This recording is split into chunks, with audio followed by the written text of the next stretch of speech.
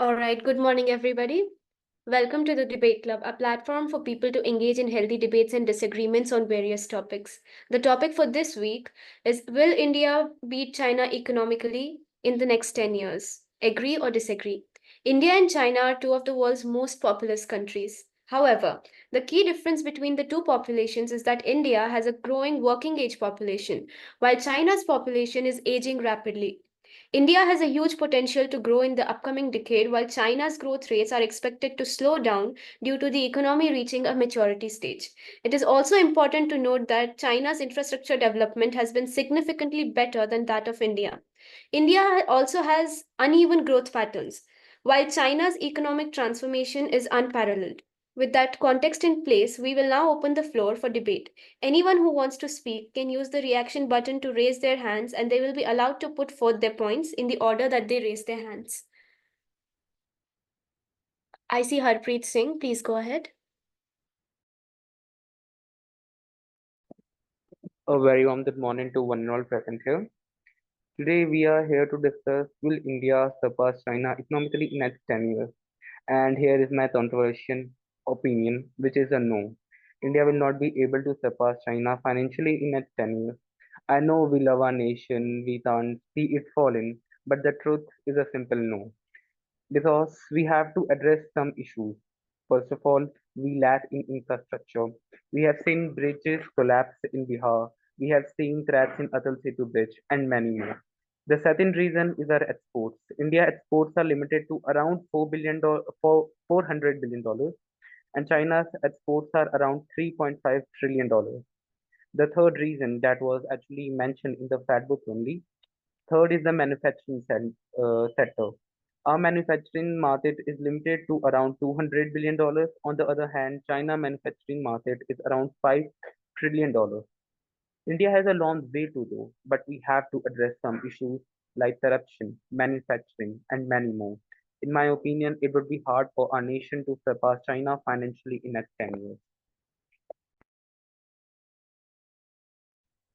Thank you for the input, Harpreet. Those were some really great points. Thank you for highlighting the issues that India needs to address in order to surpass China if it does in the next decade.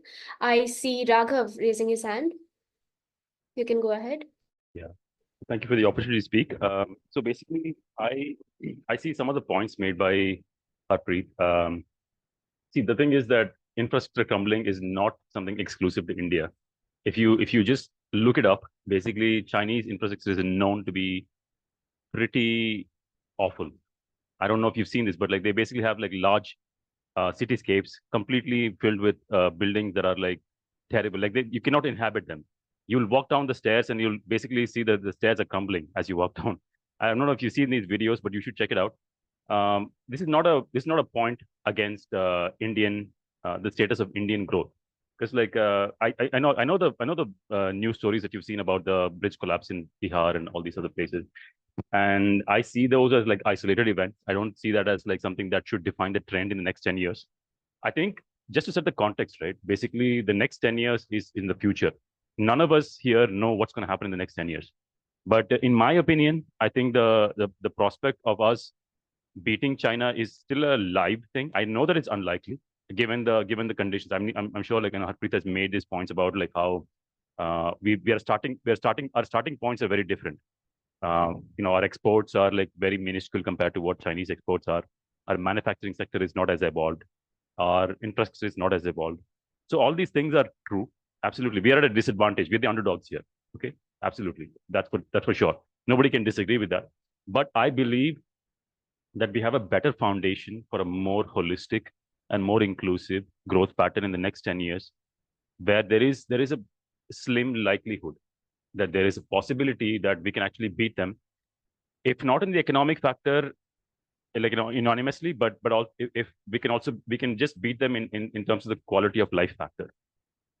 But if you look at the China, uh, there are various factors that prevent people from having um, a fulfilling life experience, even if they have like as a country you can like put it on paper that these guys are like doing really great.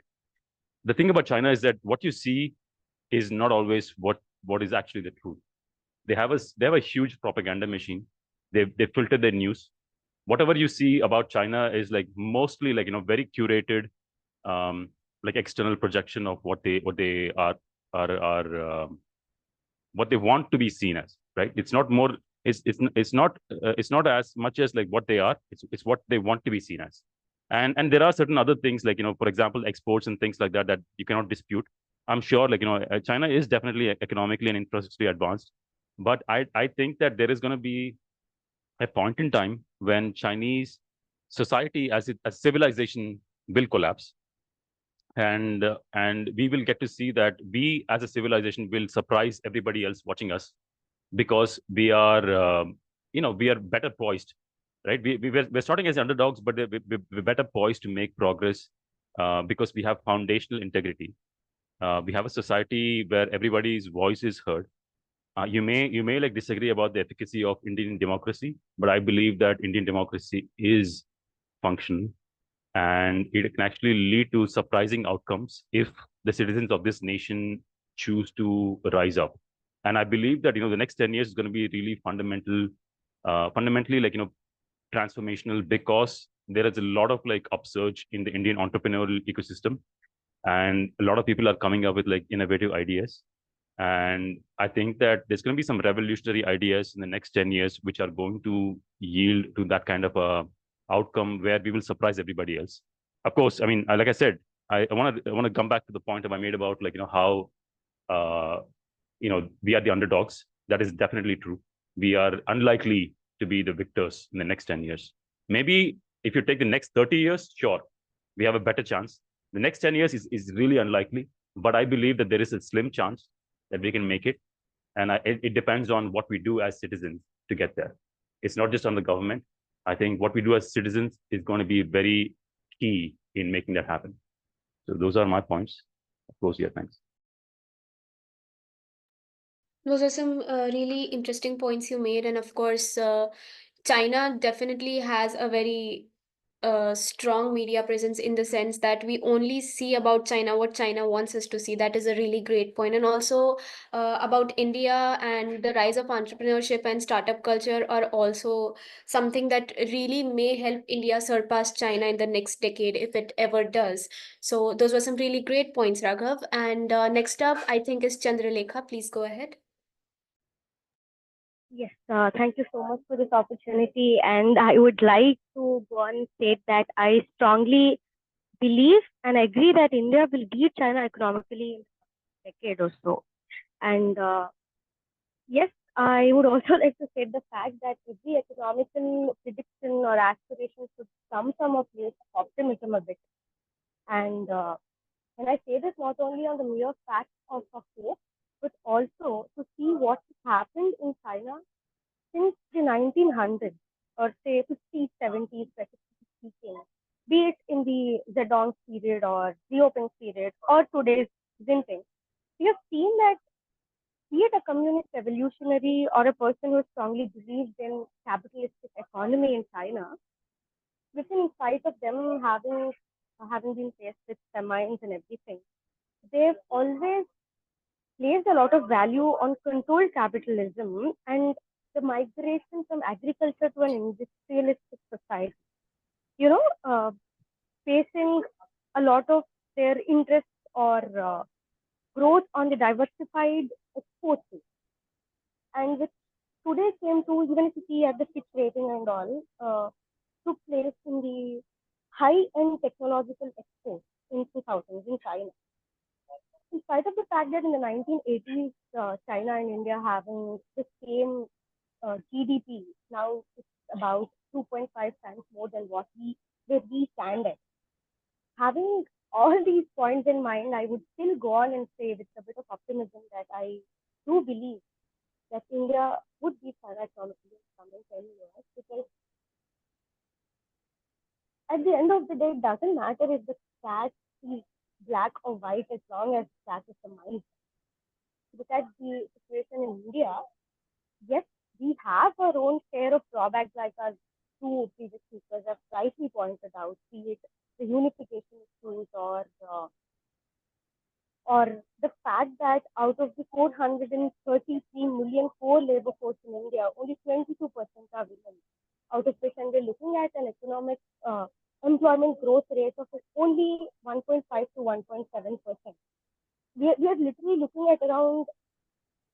13 million to 62 million who are not only direct but also disguised in unemployment.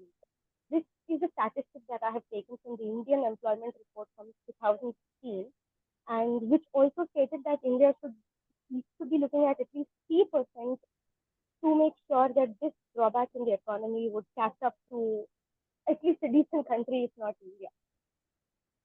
Well, I would like to come up with what would be considered as something that we can inculcate in how we are functioning as a society, as a country, not only from a political perspective, but also what the population, that is us, should be looking at.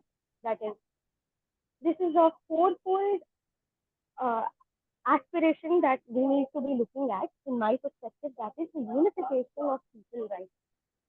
Again, if I were to dig deep into what I mean by unification, I would have to make this a bit political, but then I think I should stick this uh, argument of mine to a more economic perspective.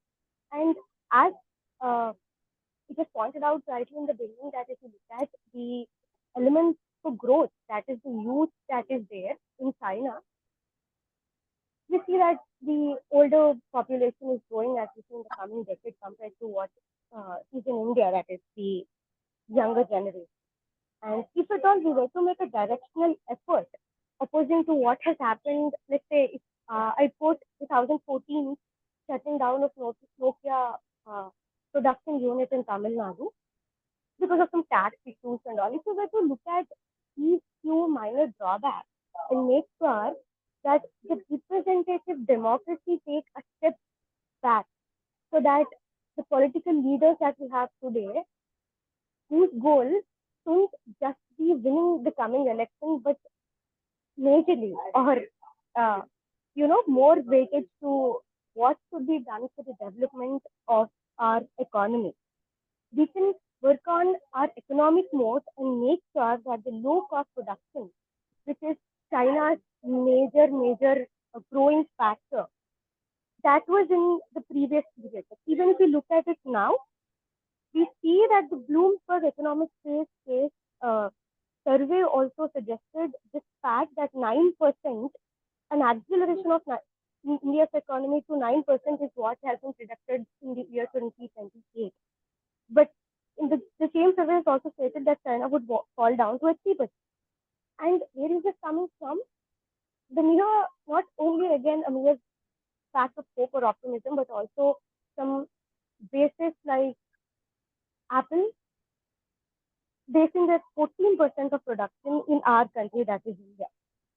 So, in spite of the trade war with United States of America and all, if China managed to be where they are today, I think us as a country, if we work on a few minor drawbacks, like I stated, the in spite of 50% of population, about 50% of population being women, only 22% are being in labor force, and also the fact that about 2 million people are shifting, 10 million, sorry, are entering into the labor force every day. If we work on this innovation, if we work on forwarding our youth in the right direction, if our leaders are in the right path towards making us a better economy, I strongly believe, very strongly believe, with a bit of basis and also a bit of optimism, that India would beat China economically in the coming 10 years, if not even earlier. Thank you. So thank you for showing us your perspective on the topic, Chandralekha. And of course, rightly said, every country has its own drawbacks, may it be China or India, and if properly worked on with regard to these drawbacks, I think any country can flourish. That is a really great point. Thank you for also presenting the statistics on the various issues that we are currently facing. Up next is Harpreet. So actually, I agree with Mr. Raghav that we will able to surpass China in next 40 to 50 years maybe, but in 10 years it would be hard. So I agree that India has a great startup culture, great ideas, but we have seen them fail actually. We have seen Byju's. Byju's was the best example. The company is now in the foothold of collapse. Unacademy is like selling themselves for all. We talked about that China have a great media presence in their area, but we also have to see what our media is talking about. Our media is not talking about economy, net standing. Our media is more interested to talk about Hindu, Muslims, and various other factors. I don't want to add here. We talk about that women. We talk about women, but we have to understand that many people in backward areas of India, women are not allowed to work. That is a reality in India. We talk about the youth population, and I know it is very controversial, but our youth population, 83% of our youth do not have or do not possess any skills. So these are my points. Thank you, Harpreet. I think next is Chambian. I hope I'm pronouncing your name right. If not, please correct me. Yeah. So am I audible? Yes, you are. Yeah. So I'll just add on to if there is a probability that within the 10 years, if there is a chance of India being outgrowing China, it could be the geopolitical alignment, so you could have the West supporting us. That is one possibility. Okay. So direct as it is, if you directly compete with China, it's going to be very difficult. It could be that China's growth is so high that geopolitically the West feels threatened, and therefore they might help us. And now, if you see, you have to see the skill set wise, right? See, culturally, Chinese are more hardworking since childhood. There, if you look at their basic schools, look at our high schools. If you see, just take example as I'm just giving it very simple level. To take Kota as an example, students go there, study. It's not as rigorous, it's just we go through some JE coaching and then students come for colleges and all that. But if you see, Chinese, the coaching itself is very rigorous, and they carry forward those culture when they become engineers as well. So if one of my friends had been to Shenzhen for some work, and if you see the engineers there, they have a 2 to 3 silent hour. So wherein they sleep for 2 to 3 and then they work for 8 to 9 hours a day in a single day itself. So the work ethic wise, they are far superior. In fact, they're even better than Americans. So that's the disadvantage we have. Let's say if you're directly comparing work ethic wise, where Indians generally we used to have the edge was in terms of creativity. There was we were more considered more creativity, and that's one of the reasons where we are actually slightly better than Chinese in terms of design work. So if you see, I think you must have heard of semiconductors. So in semiconductors, you have there is the manufacturing side and there is the design side. The manufacturing side requires disciplined work ethic. That's very attuned for Chinese. That's why Taiwan is leading the world, right? So that's mainly that's one big factor. So why I'm talking about semiconductor, because that's going to dominate in the next 10, 20 years at least. So China has the big advantage when it comes to the manufacturing side. Even the semiconductor manufacturing, that mainly manufacturing requires disciplined work. So you need to have large group of people doing very ordered work in a very disciplined manner, and that even America is not able to replicate. Okay, so if Taiwan wants to open their TSMC centers in United States, they are struggling because their American engineers are not able to match the quality of work that Chinese engineers, Taiwanese, but we can apply to some at least parts of China as well. So that's the disadvantage we have. Advantage we have is in terms of creating a design space. If you see most IITs, the strength that India has is in the design space. And it could happen that the West sees that, okay, what West sees in India right now is a huge talent pool. And that's why we have immigration on one side in India. Indians are going to United States. The other possibility is the other thing which is happening now is in American investment in India. So you see almost all design centers are opening in India, from Apple to Google. Every design center is present in India right now. So maybe it might happen that a geopolitical alignment. So wherein the West aligns with India and they want to push India upwards. That is a possibility where we can really compete with China. That is the West feels so threatened by China that it might happen. This is a possibility for India to really accelerate.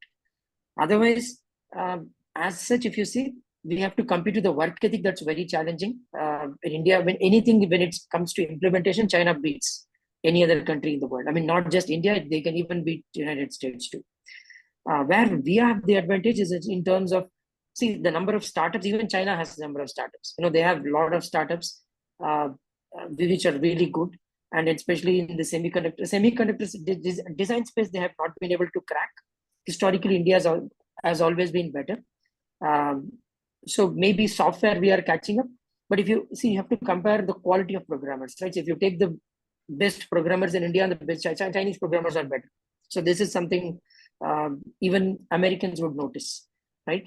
And even if you say, even the Indians who go to China, right? Who go to United States, the immigrants, Chinese are very good in the STEM fields. If you just compare apples to apple, there are more Chinese than second generation Indian immigrants who perform better in the STEM fields. So I think it has to do with the culture. But what we have to do is probably we have to increase our number. We see when you can't beat 1:1, you have to have 1:2 ratio. So you have 2 engineers who are working on manufacturing, trying to do what a Chinese does. This has to come as a concentrated effort, where you believe that, okay, government also feels the pressure that you see on the online social media, and that, okay, Indians are constantly comparing themselves with the best, like China, we want to be like them. If the same thing translates to the government, right? At least the educated part of the government, like someone like Rajiv Chandrasekhar, they understand that, okay, this is the problem and we have to work on this. So maybe some plans come at systemic level, and hope is that we evolve, So that is one possibility, where geopolitical alignment and also sentiment, that we feel that we need to really evolve, and this probably translates to a bigger systemic changes, where people in the government also feel that changes are needed, and they make policies which help us. That is one possibility. Okay, so I'll stop at this point. So if you have anything, you can add. Yeah. That was a really crisp argument, Chimbian. Like, of course, I think the Chinese population really, in terms of their work ethic, have a very great reputation around the globe. And I think it is owed to like the kind of culture they have, the kind of values, the routine, everything that has been drilled into them since like they are kids, right? I think that really makes up what they become as employees or as entrepreneurs. Like their work ethic is really something that deserves appreciation, definitely. But then also the geopolitical alignment, the possibility of geopolitical alignment, I think that is a really great point. And if that happens, I personally also believe that India definitely can surpass China in the next decade. Next up is Raghav.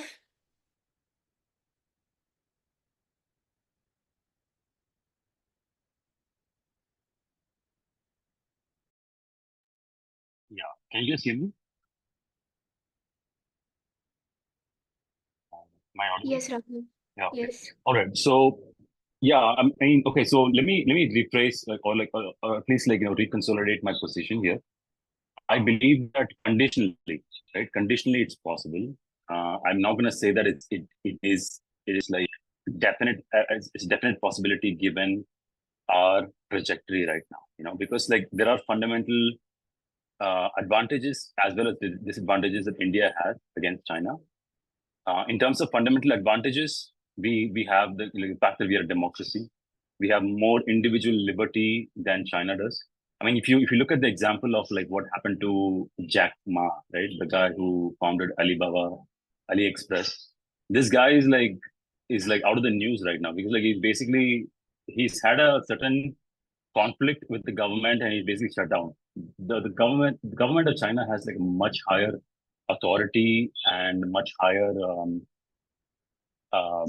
control over the overall events that happen in China as a country than India does. Indian government has like much lower top-down control than China does. But I believe that that's an advantage for us as citizens of this country because like we can do things to oppose the government and still succeed if there is sufficient public and or popular support. Okay, so we have an advantage here. Now, when I say that there's a conditional advantage that India has for the next 10 years, what I mean is that China has some very fundamental disadvantages.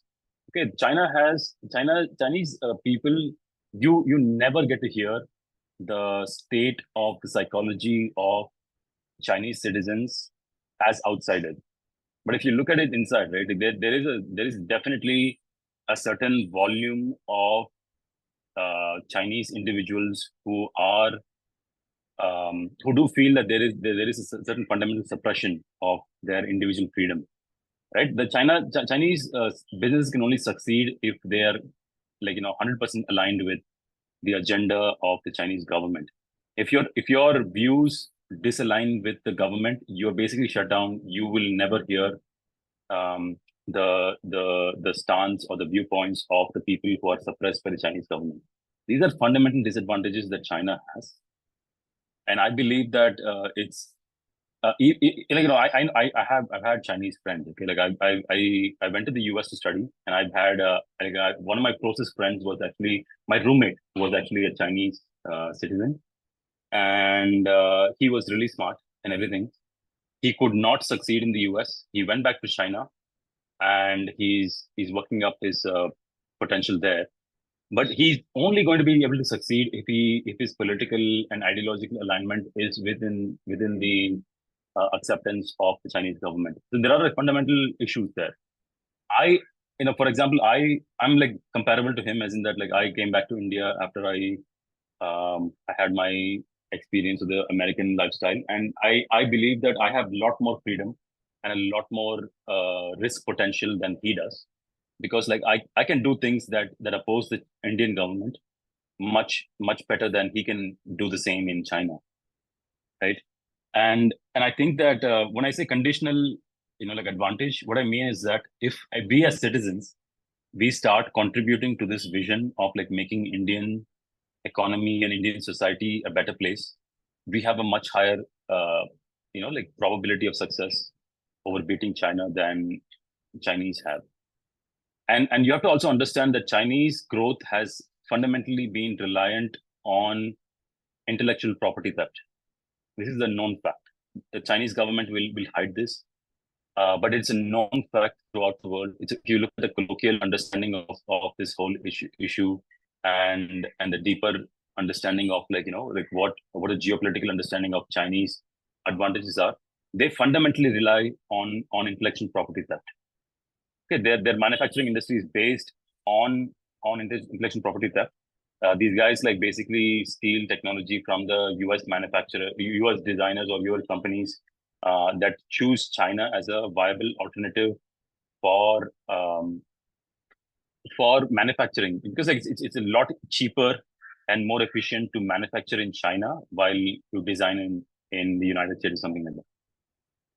So what they do is these Chinese manufacturers, they have a certain internal mechanism to make sure that whoever comes to them to receive the advantages of manufacturing efficiency, they have to compromise on the integrity of their intellectual property rights.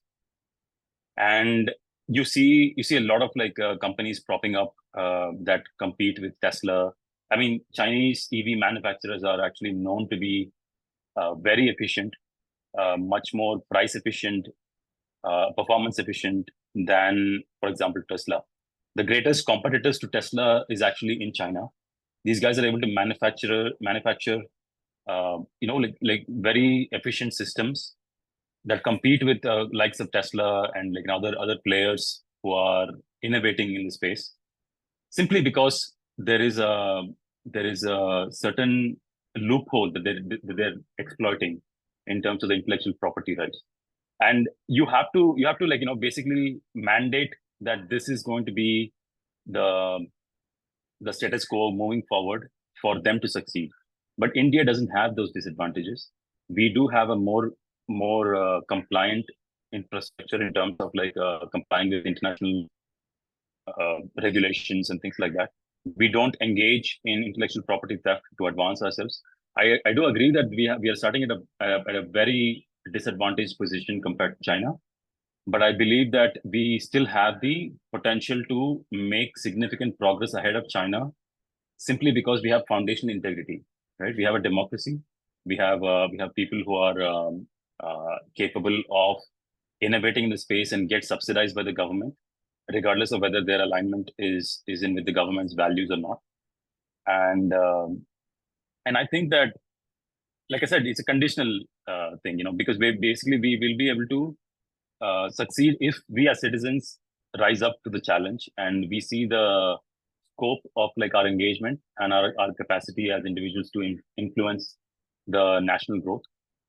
If we do that, I'm sure that we will be in a better position in 10 years down the line than China.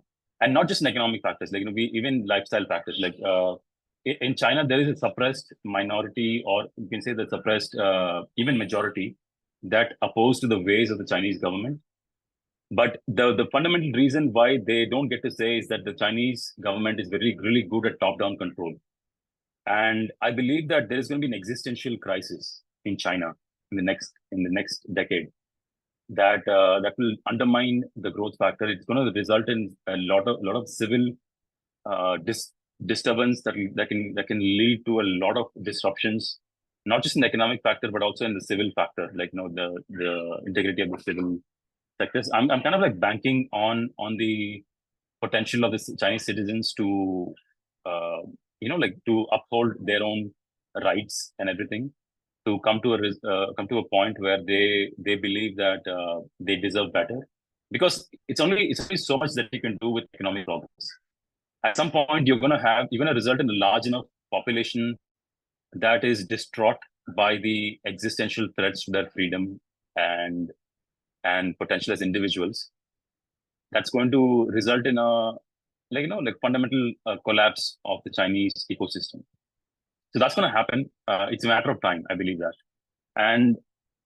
But for India, right, I think a larger number of Indian youngsters are open to innovate and take lead and things like that. This is a transitional phase. Like, I mean, we're transitioning from a phase where majority of the Indians have been indoctrinated with the faith that you have to be a government employee to secure your own future.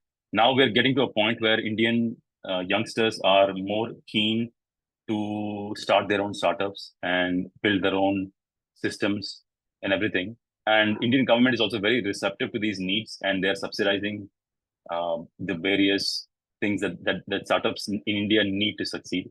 You see a lot of measures that have been taken by the Indian government to ensure the success of Indian entrepreneurs. They're making it really easy for Indian citizens to get into the space of entrepreneurship. And I think this is going to have like an exponential factor in the next 10 years. And I think there is a high degree, like I said, again, I want to reiterate that it's a conditional thing. It's about like whether the Indian citizens are capable and are ready to take on the challenge of like being global players with innovation and like integrity of intellectual property rights. Because Indians are not known to be thieves of intellectual property rights. We do have like various individuals who have demonstrated an ability to innovate on their own rather than copying existing Western mechanisms. There is a certain like intellectual I would say like bereftness in the Chinese society, because like they rely on theft to progress, and we don't have those things. And I think if the geopolitics align with our interests, right? Like if the US government places strict restrictions on intellectual property theft, the Chinese people will be left at a disadvantage because they don't have the wherewithal to innovate on their own. A lot of their achievements are basically PR results rather than actual achievements. They focus a lot on perception rather than actual achievement. And a lot of their achievements are basically driven by intellectual property theft. So that is my argument for why I believe that India is in a better position. I think that if we manage to capitalize on this opportunity, then for sure we will have a better position. So yeah, I want to stop there. Yeah, please. Those were some great points, Raghav. And of course, I think your argument really boils down to, like what happens or what does not happen really depends on the decisional and the situational forces that are going to be acting in the future, in the next decade, to be precise. So thank you for your input. Next is Chandralekha. Well, thank you for this again. I would like to side with Raghav, and at the same time, I'd also like to state that I'm a tad flabbergasted by the amount of skepticism that has been come up in a few of his speeches when people have stated what all resources we have in our favor and at the same time quoting it as a thing that would hinder us from developing as an economy. So I guess everything is a double-edged sword, right? So again, I would like to quote that it all boils down to the question whether India would adopt an idea or a system that is its own, or replicate what China has done. If you look at the late 90s in China, we have seen the migration to industries and how the growth took place. When, if I'm not wrong, Mr. Deng was in Rome. Well, they did study countries like Hong Kong and Singapore, and they did inculcate some good takeaways that would function for their society. And if at all we were to inculcate something in a similar lines and concentrate on the fact that we can't redistribute what isn't created, as in we need to create the wealth first to redistribute it again. And I would also like to quote that yes, people resorted to China as a major production unit back in the day. But if you look at what is happening today, we see companies like Intel, Microsoft, Nike, Dell, Apple shifting their manufacturing units away from China to countries like Europe, United States, majorly because of the trade war that is going on between China and the United States. All these factors aside, and all the economic aspects aside, if we were to divide our Indian economy or the economic aspects into micro and macro, you see the macro part or what happens in the external world, whether it's peace or whether it's connections or not, are not completely in our hands per se, but there is a major chunk of things or the things that we could develop in our country to make sure that if at all we were to make a directional effort and make sure that representative democracy doesn't fall in the category of who is the boss and who is ruling the country more than what should be done to make sure the economy stays in the right path. I believe with a bit of innovation, a bit of walking towards the right path, a bit of gender equality here and there, and simply put, if China could bring out 850 million population out of poverty in the last 3 decades, as the World Bank has actually said, a country like India should also be able to pull it off. And since our China, on the other hand, is well not happy that this is happening, but it's taking the southern part a bit, I believe, because of a lot of factors like one is like you stated, the geopolitical affairs as well. I believe we could beat China, and I don't think it wouldn't be a surprise for me personally. We would beat it in less than 10 years.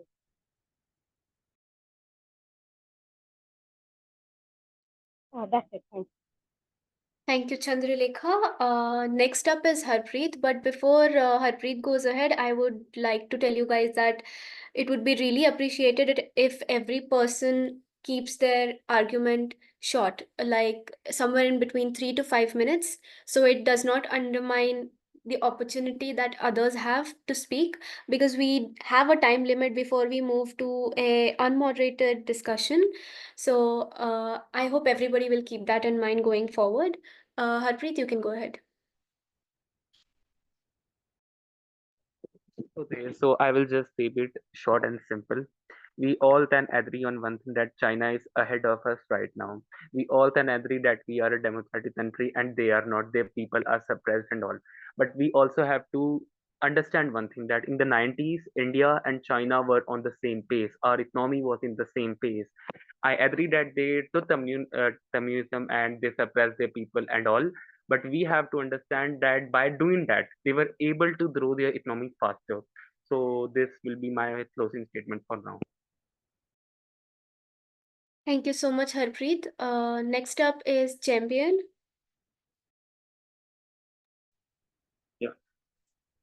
Yeah, so I think China didn't start off, they started off little earlier than us. So therefore, that advantage they have that definitely because they started off earlier. Their electronics revolution started in 1980s. So therefore, they have the advantage. And second thing about the IP theft, I think the most of the IP, so-called IP, was in the West before 1980s and 1990s.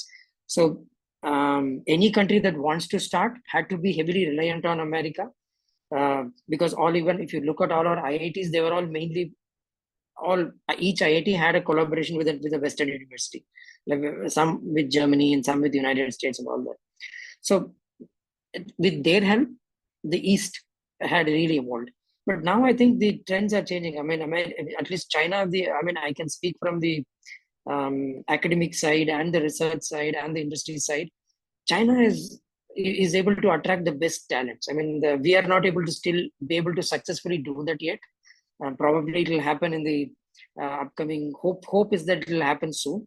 But they are able to attract top talents. They're able to draw even American academics to the China. So research they're catching up. The research is slowly moving eastward. If you see in the core fields like semiconductors and quantum computing and all that, so research is slowly moving eastward. See, when these things matter for when we compare about future growth and all that, these things definitely matter. What we have an advantage is there is the thirst among 70% of our Indian population still there. So there is a thirst, right? So therefore they'll probably work very hard and we'll have a decent economic growth.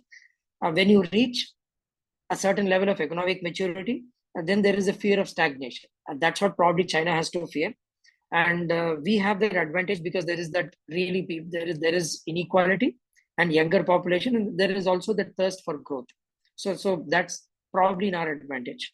But intellectual property theft is probably to scale anything in production wise, it's extremely challenging.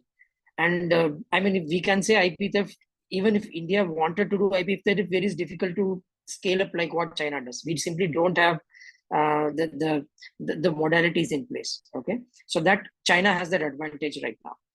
So IP theft, when it comes to new inventions, China is leagues ahead. The publications, if you see the core fields, they are really challenging the West, and I believe within a few years they'll outperform the West.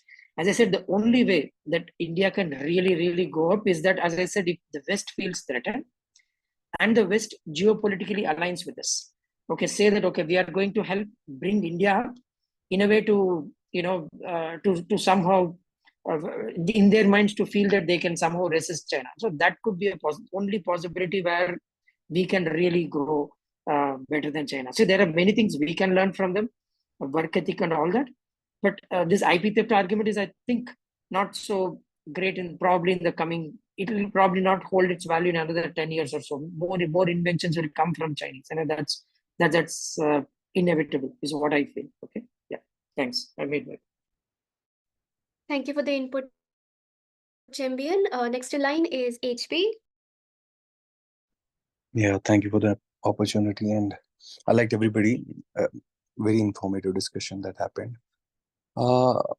I am with a different thought, and maybe this copyright, intellectual copyright, and all these West supporting us might happen someday, and maybe it can turn the tables. But according to me, what I think is it's not that easy. It's not that scalable.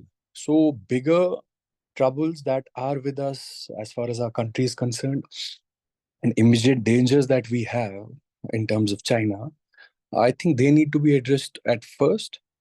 Unless and until those are addressed, I don't think there's any place.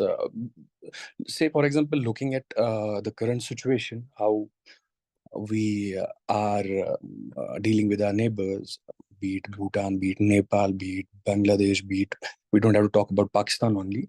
I'm happy that we're talking about our growth competition with China, because most of the time, if you turn on a news channel, you will just hear India versus Pakistan, which is not a country even in our competition. But majority, whatever happens in our country, we get the immediate competition is Pakistan does not have that. But this is a very better this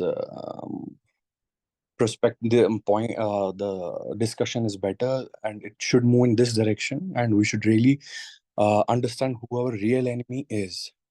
So we don't have good relations with Maldives lately. We don't have good relations with Sri Lanka. We don't have good relations with Afghanistan.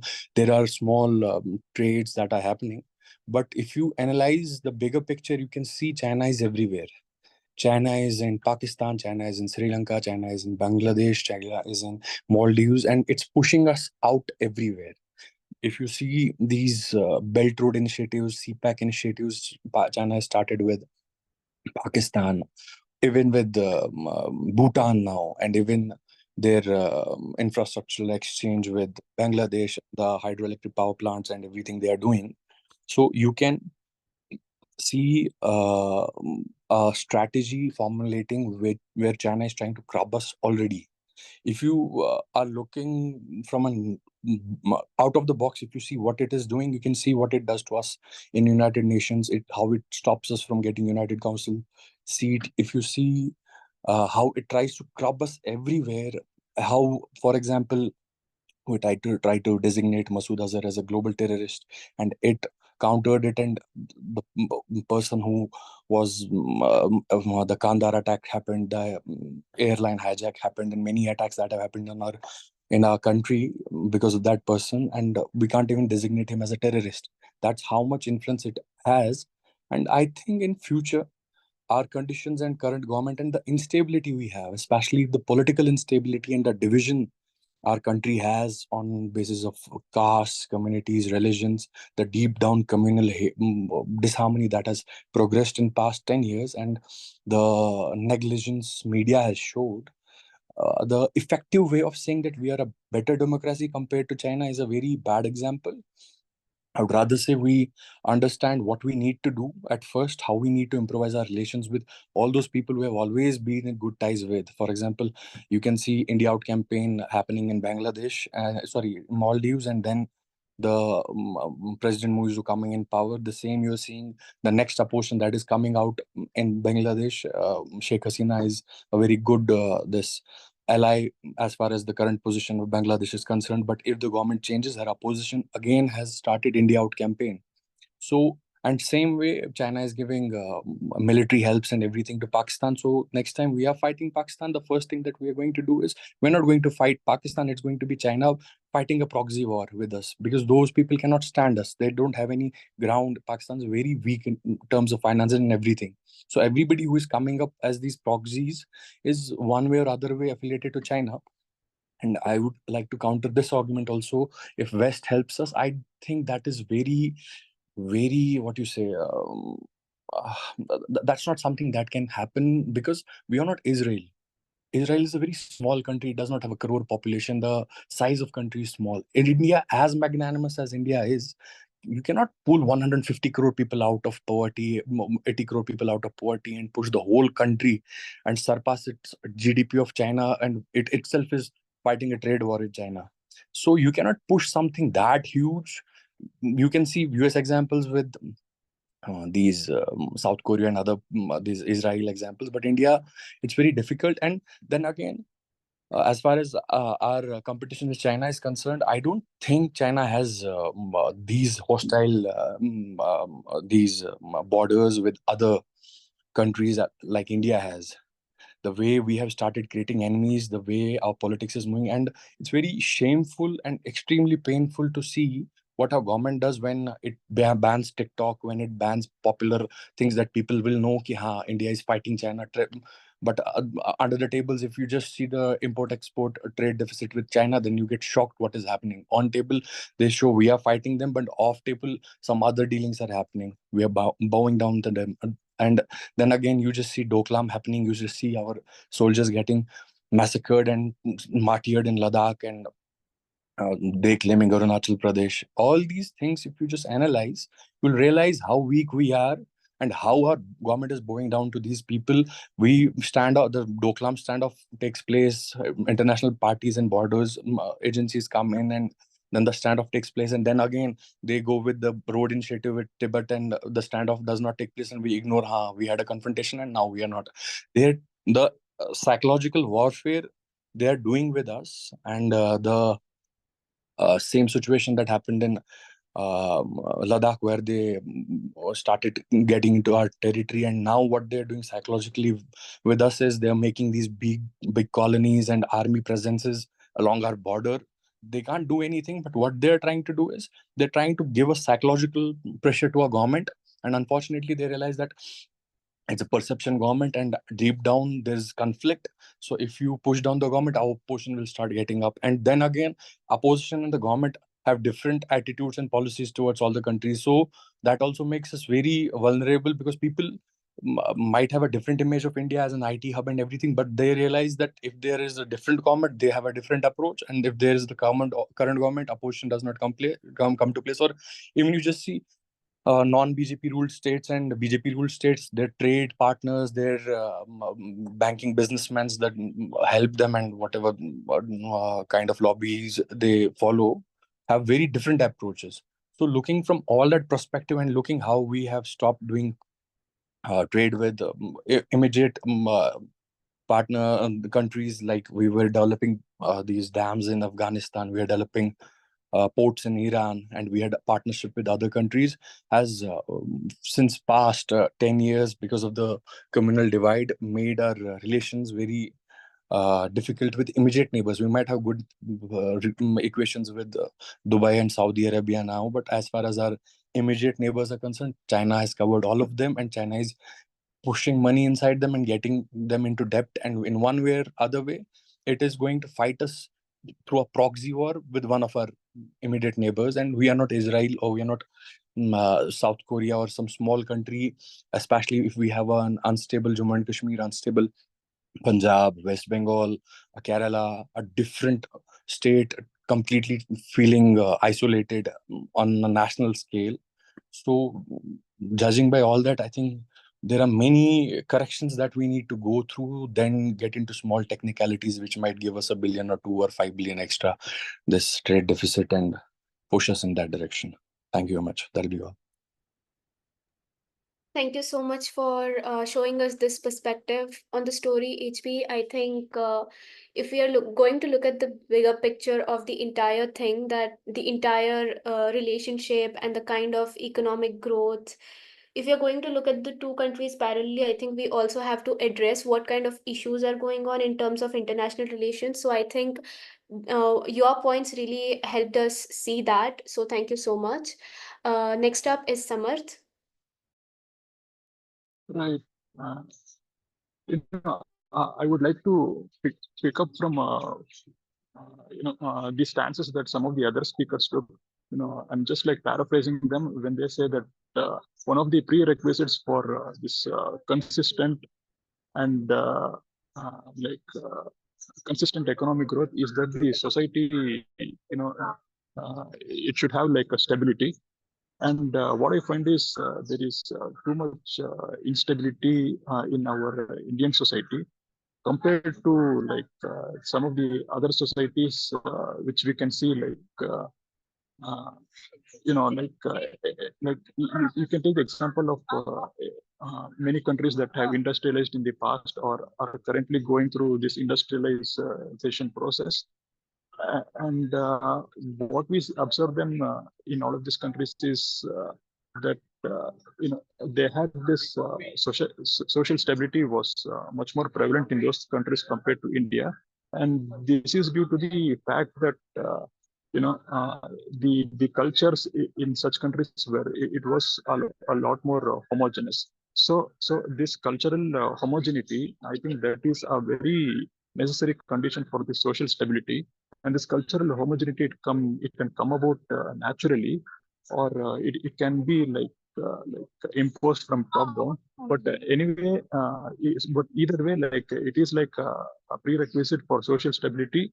In terms of I can give you the examples of societies which are like this kind of organic, natural, cultural homogeneity. You can take many nation states of Europe, which had industrialized in the past, and of course, for them to go through that process from agrarian to industrialization society, there were many entrants parts of that society which strongly resisted this transition, but ultimately those countries were able to push through those reforms, without the country itself breaking into pieces. Because although the opposition to such transition, it was kind of entrenched and pretty severe. It wasn't at the level of it wasn't at the level that we see in India today. It wasn't at the level of the whole question of the nationhood itself coming into question. So these are the examples of cultural homogeneity, which was organic in nature, and the cultural homogeneity which was imposed, which was forcibly imposed from top down. The most obvious example is China, and I think that is one of the reasons why, although at some 40 years ago, India and China were on this more or less the same economic plane.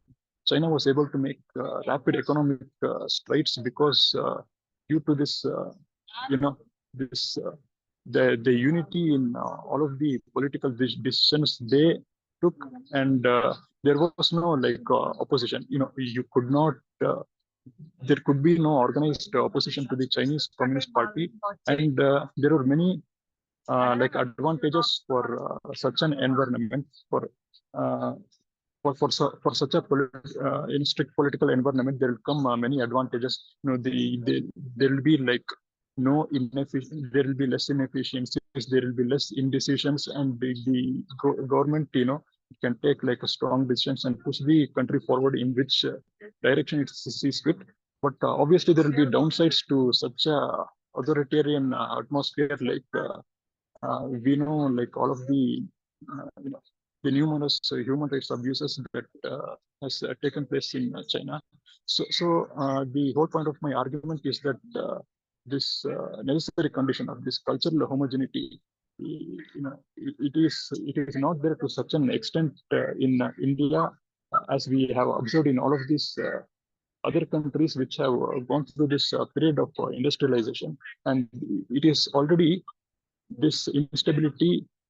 It is costing India tremendously, and it is preventing us from reaching the top tier of the economies, and it will continue to be a factor in the coming years and decades too. The most prominent example of this lack of cultural heterogeneity, homogeneity can be seen how the people of different castes in India perceive,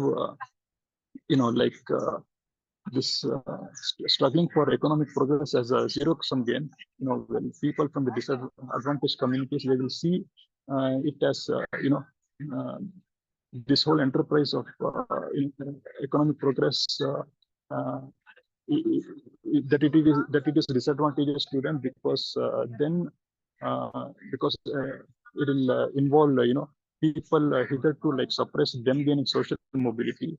But then you can also see from the people from the here to disadvantaged communities, they too are seeing this as somewhat of a zero-sum game, because the way they are trying to come up in society is many times through the process of this reservations, whereas what would be best for the country, for all segments of Indian society, is to do away with this rigid caste structures and do away with reservations and endorse meritocracy. Although it would cause uncertainty in the short term and pain to the entrenched sections of the society in the short term, in the long term, all of this pain, it will be worth it, because you can see economic progress across the board.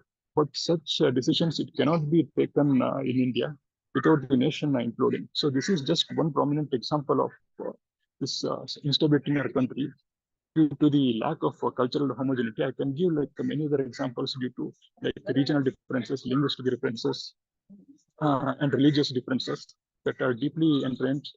Yeah, so that is the larger point I wanted to make. Thank you so much, Samarth, for the input. Guys, another reminder for you guys. Please keep your arguments short. Make it somewhere in between 3 to 5 minutes so others have a chance to speak up as well. Suri, you can go ahead, please. Thank you. So I was thinking about this problem, and this seems like a very gamified problem. Who will basically more or less will be able to have a higher score in 10 years. And basically, and there are few ways you can achieve a higher score in general. And everybody talked about quite a few specific factors that do enable that. But on a high level, it's all about macroeconomics, how things play out and what is available. So I think that is where China has been at advantage so far. I don't know how long it will hold the advantage, but I can definitely foresee it holding for at least clearly 10, 15 more years. And the reason being this, I think we started the similar places in around 1990s, and I think we opened the Indian market and Chinese market roughly at the same time, few years here and there, and we saw quite a interesting economic boom at the same time. But after that, then the policies start coming into the picture, and what was enabled and what was not. So in India, it was almost impossible to set anything on a large scale, and that is what China enabled on a massive scale. And I think we talked about IP theft and ideologies and all. Uh, there have been a lot of inventions in human history, and they have been concentrated in different parts. And one of the reasons other areas have been able to grow is because they have been able to absorb it and try it out and manipulate or create the products that they desire or ideas from it.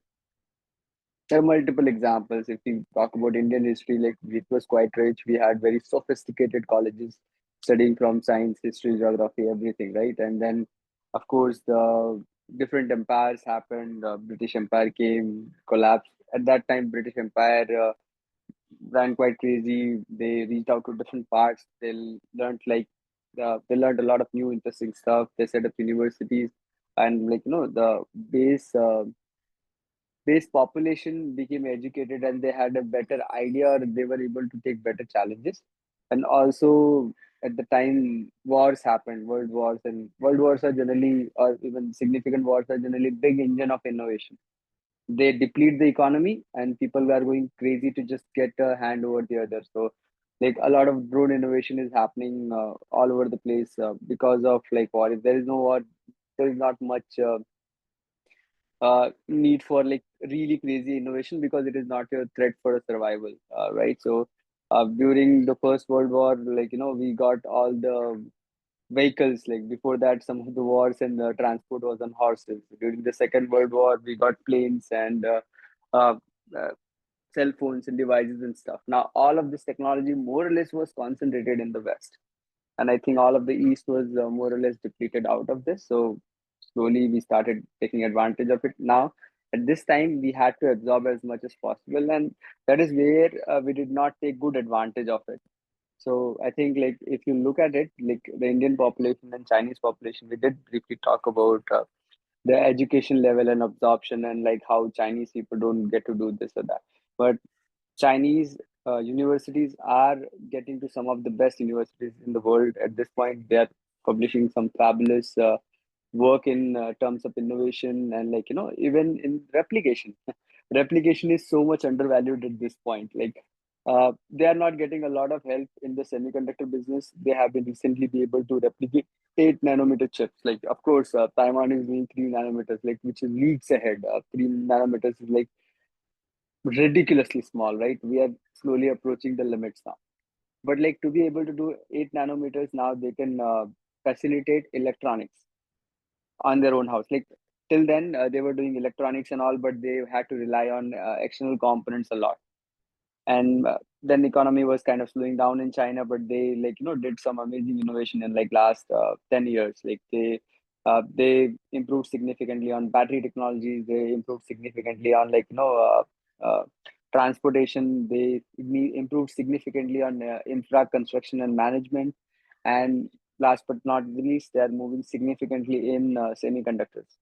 India has had one amazing advantage. We are really, really good at software. We have English speaking crowd, and we can connect with a lot of these countries and help facilitate. And that is where we got a lot of earning and innovation. So a lot of Indian startups that you see are based off of software. We are just starting in terms of manufacturing, and we cannot even imagine doing 8 nanometer manufacturing at this point of time. India is trying to get some of this, but it just doesn't seem to be happening. So if you're talking about uh, critical infra or something building up that will boost us significantly, I think we are in a little bit of like we have some good fields, but we also need a lot more steps to move ahead. I think we are slowly building it, but expecting that all of those will be happening in the next 10 years is very, very ambitious. I think India is on a good path, but I don't know if 10 years is, I don't think so. 10 years is a realistic timeline by any means. That's my take. Thank you.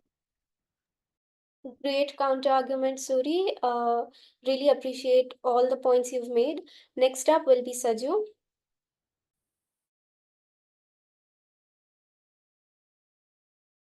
Yeah, so I heard a lot of arguments. Last the speaker said some significant points. There was some controversial topics raised by other speakers. I noted them. One is the argument about homogeneous culture and multiculturalism. Then the Chinese innovation and all those things that happen. See, I would say that in the topic that we are discussing as to India and then China, right? So it almost like one of the speakers said a very significant thing. It almost feels like a game. All our discussions regarding India and China is almost like there is a game and people are racing to reach the number one spot. But economics is not about game, it is about a market, it is about a demand, and it is about the supplier. And how the economy grows is a factor of how much participation is there of the different people in a country, right? If we as Indians don't want to celebrate Christmas, then all the markets and all the activities, economic activities that happen around Christmas will not work. If we as a country doesn't want to celebrate Diwali, then everything around that, economic activity around that will not work. So culture always comes first, and there is a saying that culture eats strategy for breakfast. Culture will always win. India was and has been and will be on a path of victory for a multicultural nation. The other speaker talked about Europe, how Europe is a homogeneous culture. I tend to disagree. Europe is far more multicultural than India itself. There are many Europeans who don't even speak English. Every country in Europe is a different culture by itself. They speak different languages. They have different cultures. Their eating habits are changing, right? The European Union came into being because Europeans thought at that point of time that it is much more stronger if you have a single currency. European Union did not come across to create a single nation. It was to create an infrastructure, right? So I believe we have, as the previous speaker said, we have to take our minds out of the model of a race when we talk about economy. I think economy has to be thought of more on the models of a beautiful garden, wherein there are fruits and flowers and trees, plants, animals, and that by in itself is our strength, right? That's the limited thing I wanted to speak here. Thanks. Thank you for the input, Saju. Next will be Raghav.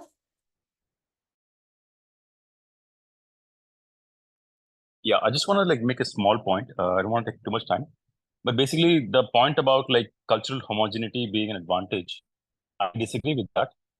I believe that cultural diversity can actually be a fundamental advantage if we learn to leverage that.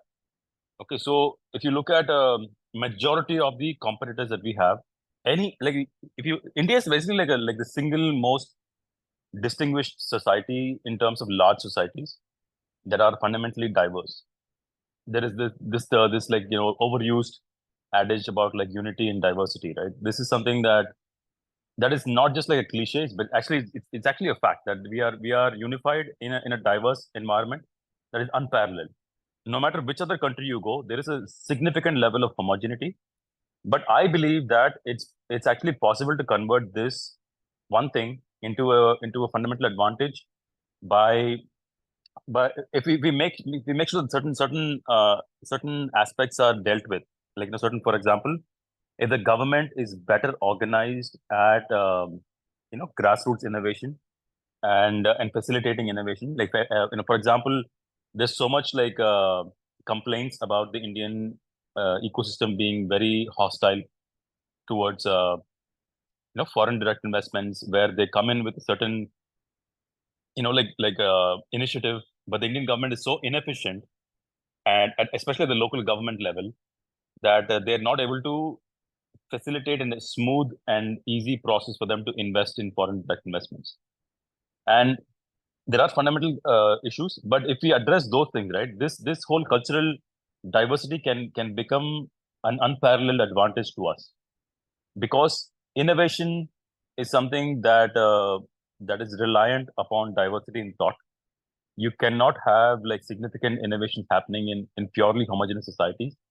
The greater the diversity, the greater the potential for innovation. This is something that I personally believe in. And if we manage to create a society where there are like these like issues regarding regulatory inefficacies, and all of these are addressed properly, I believe that we can actually create an environment that is more conducive to higher rate of consistent innovation across the society compared to a homogeneous society like China or the US even. Because India is as a diverse society, we have like a very hostile market. If businesses can thrive in this environment, they are poised to thrive in global environment, because India is kind of like a microcosm um, in the global market. If you can build a product that thrives in society like India, like a multilinguistic, multicultural society like India, multi-religious society like India, we can guarantee that this product is going to thrive in the global society. And I think there has to be a shift. Again, I want to go back to the point that I made about like how this is a conditional agreement, that this is actually a possibility. One of the conditional factors that will facilitate this kind of growth in the next 10 years that are unprecedented would be if Indian businesses started targeting a global market rather than just targeting the local market. If we have like greater number of individual entrepreneurs in India who are targeting the global market, and they're kind of like building products for the entire world, if that fundamental shift happens, like fundamental like cultural shift happens, we will see like an exponential growth that China cannot match, because China has a fundamental disadvantage in that like they don't speak English, they're not integrated with the global economy as well as we are, and I mean, you see the success of TikTok and stuff like that, but I think those are like more like exceptions rather than norm. But we have a better position to create a norm where Indian businesses can thrive in global societies, because we have this cultural diversity as a foundational advantage. So I'll stop with that. Thank you, Raghav. Next up is Chandralekha. Thank you, Rose. I do side with Raghav with the unification aspect, that unity and diversity and people being together of all different aspects, skill, belief, cultures is indeed important.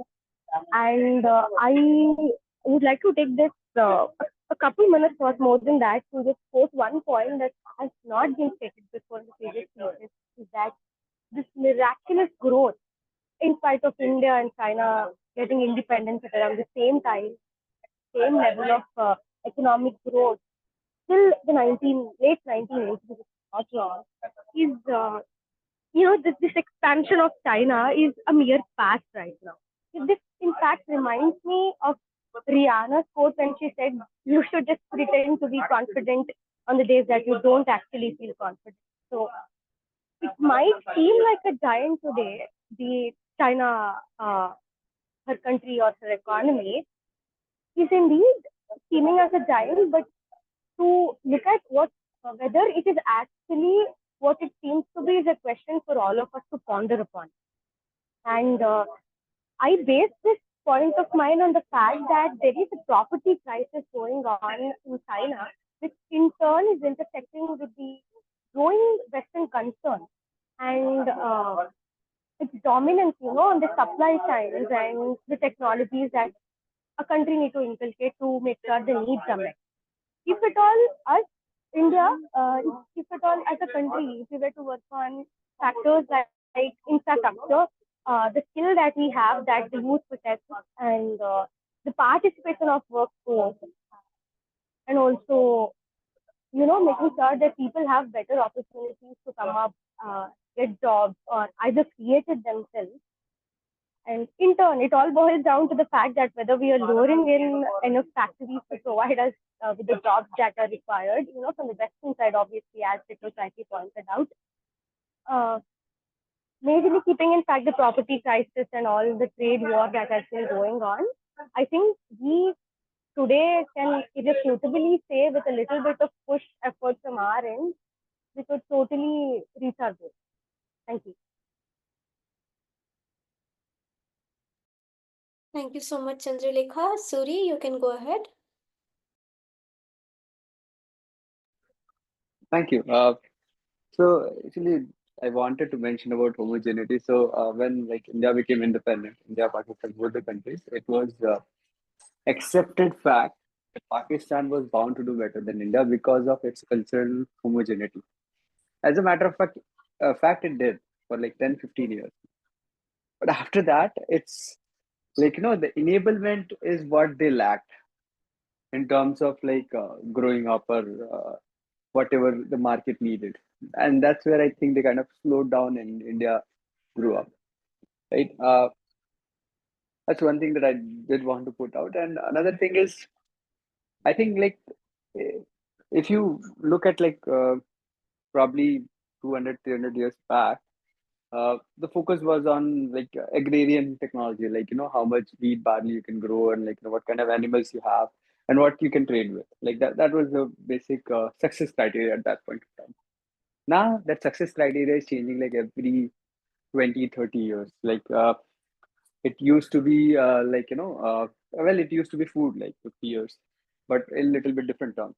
Now it is changing to like technology, changing to transportation capabilities and space positions and everything a little bit. Like some things are bigger factors, some things are a little bit smaller, some things are more for like pride and something for my like more real effect, but all of them do have effect on like what people aspire to and what they can get. uh, and the pace as things are changing, like what is the most important thing at this point is continuous innovation or adoption of innovation. And that is something, if like somebody has to ask like, no, what can actually make it happen, that is what can make it happen. And right now, that is one of the toughest thing probably for Pakistan, for India. This is something where Bangladesh is doing actually relatively better. And their GDP, I was actually quite surprised to see it last year, is higher than India per capita. So I think that's the thing. Like, when somebody talked about like it being market and like having a beautiful garden, fantastic analogy. Like it's like to be able to like be in time. Like, if it's a winter, you can grow the fruits that will enable you to be like, uh, uh, that will be actually fruitful. I'm not just able to come with the right words here at this point, but yeah, like, and then summer there are different kinds of variety of plants that are relevant, right? If we can adapt to the situation, and in the situation where every 30 years probably something new comes up, to be able to adopt that, facilitate it, or even innovate it. And if not innovate, at least adapt it, facilitate getting into here and start doing it, will be what make us possible going ahead. And that's something that I struggle to see in India. Like I think we are doing better than like 15 years ago, 20 years ago. But when we start comparing about that, that is where I see like, us, of course, like there are some factors where China is doing much worse than us. But like overall, if you're seeing on these factors, China is doing a lot better. And that's why they have been able to do so many interesting things. I would like to us to show significant growth in next 10 years in this area. If we do that, it doesn't matter. Like probably if it doesn't happen in 10 years, definitely will happen in 20, 30, 35 years. It's a long-term game, right? It's not a zero-sum game where like, after 10 years, like, okay, game's done, everybody's out. it's an ongoing game, right? So yeah, thank you. Thank you, Suri. Guys, I would like to remind you that it is almost 12:30, so I would appreciate it if everybody comes up with a concluding statement, and then the rest of the debate will move into an unmoderated discussion. So, speakers from now on, please start concluding your statements. Next up is Champion. So this should be my concluding remark, right? So there is no points anymore, right? Is that what I understood? Is that right? What I understood? Actually, what I meant is give your concluding statement for your argument right now, and if you have more points to make, you can make that in the unmoderated discussion that we will have after the concluding statements from everyone are done. Yeah, okay, sure. So yeah, so my remark is I still stay with my point that as of now, if you see directly, can we be better in 10 years? It's not possible. But a hypothetical condition where you can look at all the Chinese products, the West always looks at it with suspicion. So that can play to our advantage, where the West starts investing more in India, which is already happening. All the major the Western companies have the design centers in India, and probably they invest even more and probably promotes research in the country. I'll probably discuss more about this in the unmoderated part. That promotes research in the country. And also just to point out, for innovation to thrive, you don't need wars. Wars don't necessarily, and pride, maybe it works out, but good capitalism has always helped out, whether it's electricity in 1890s or the computer revolution in 1980s. The Cold War wasn't really having much of an impact on that. Or, even in the World War hasn't really kicked in, right? Late 1800s. So both these inventions are mostly driven by capitalism. There was great minds coming together and coming up with great solutions. So maybe that is one possibility we can look at in this decade, with some alignment with the Western powers. That could be a possibility for us to really go ahead of China. That's the way I see it. Yeah. Thanks.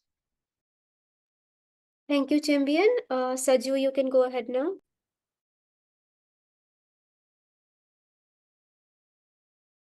Okay, my concluding remark, quick ones. A line about history about China. Republic of China came to power in 1912. And up to 1949, it was Republic of China. It was not a monarchy. In 1949, CCP, Chinese Communist Party, came to power. So independence of China was not in 1949, but in 1912. Second point is TikTok is not available in mainland China. We need to take our minds out of this expectation to get money from the West. That is wrong with India. Our own people have done amazing progress. For example, only in Delhi, healthcare is free for all Indian citizens. Thank you. Thank you, Saju. Next up is K. Havendra. I hope I got your name right. If not, please correct me.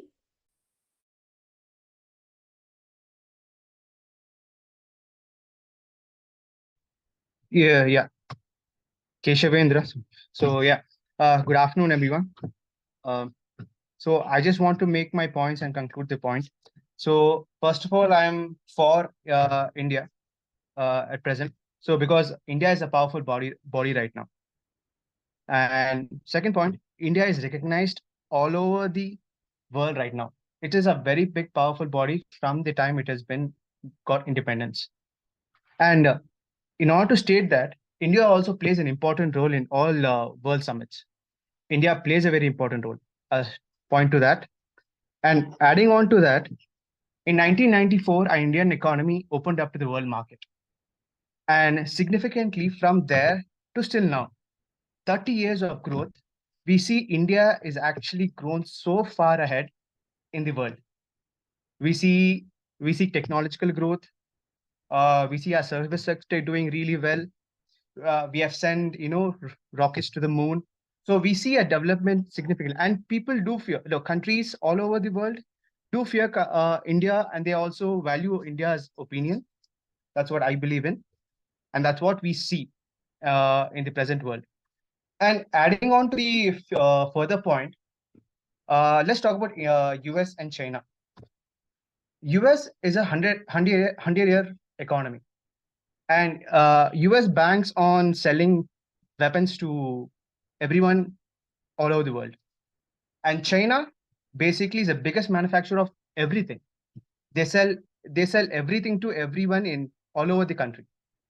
So when it comes to India is basically, we work on our service sector. We provide services more than manufacturing or the farming sector. I think we should bank on more on our service sector. That's what India is basically doing right now. Since our present government has been asking us to make in India, produce more from India. The problem is Indian manufactured goods are not really well known in all over the world. I believe that is what is right now it's going on. So it might take another 50 to 60 years for India to become a super powerful body.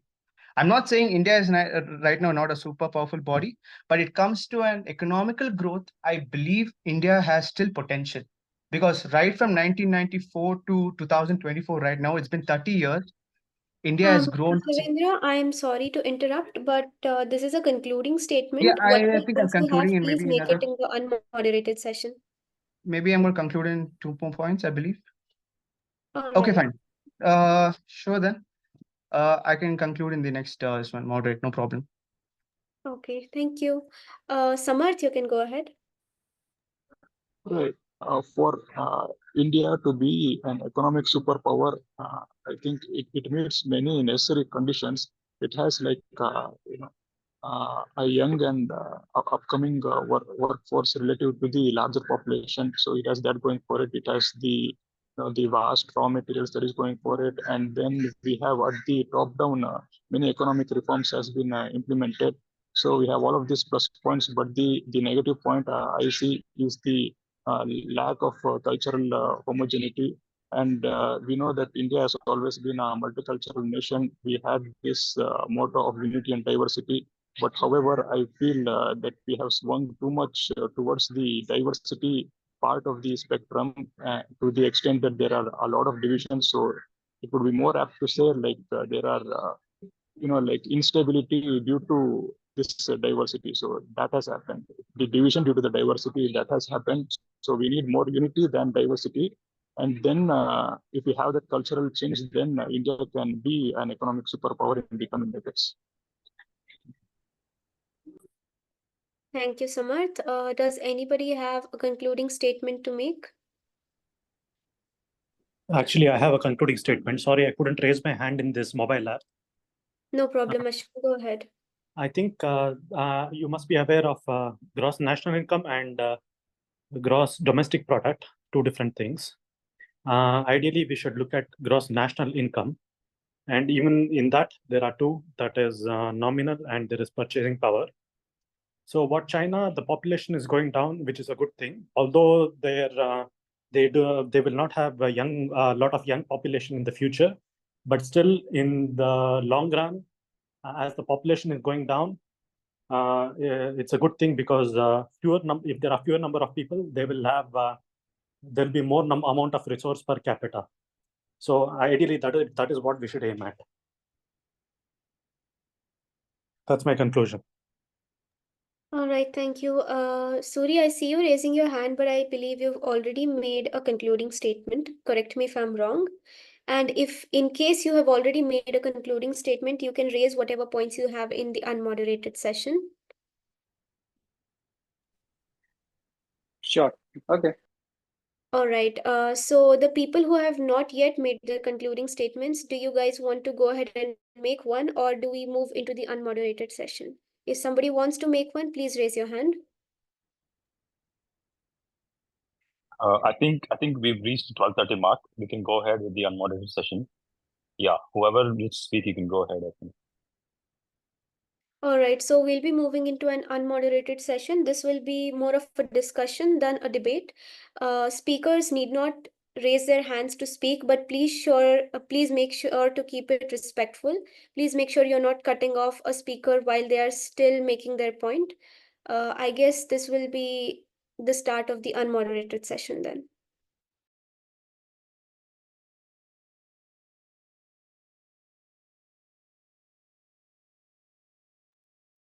Anyone that wants to speak can unmute and go ahead.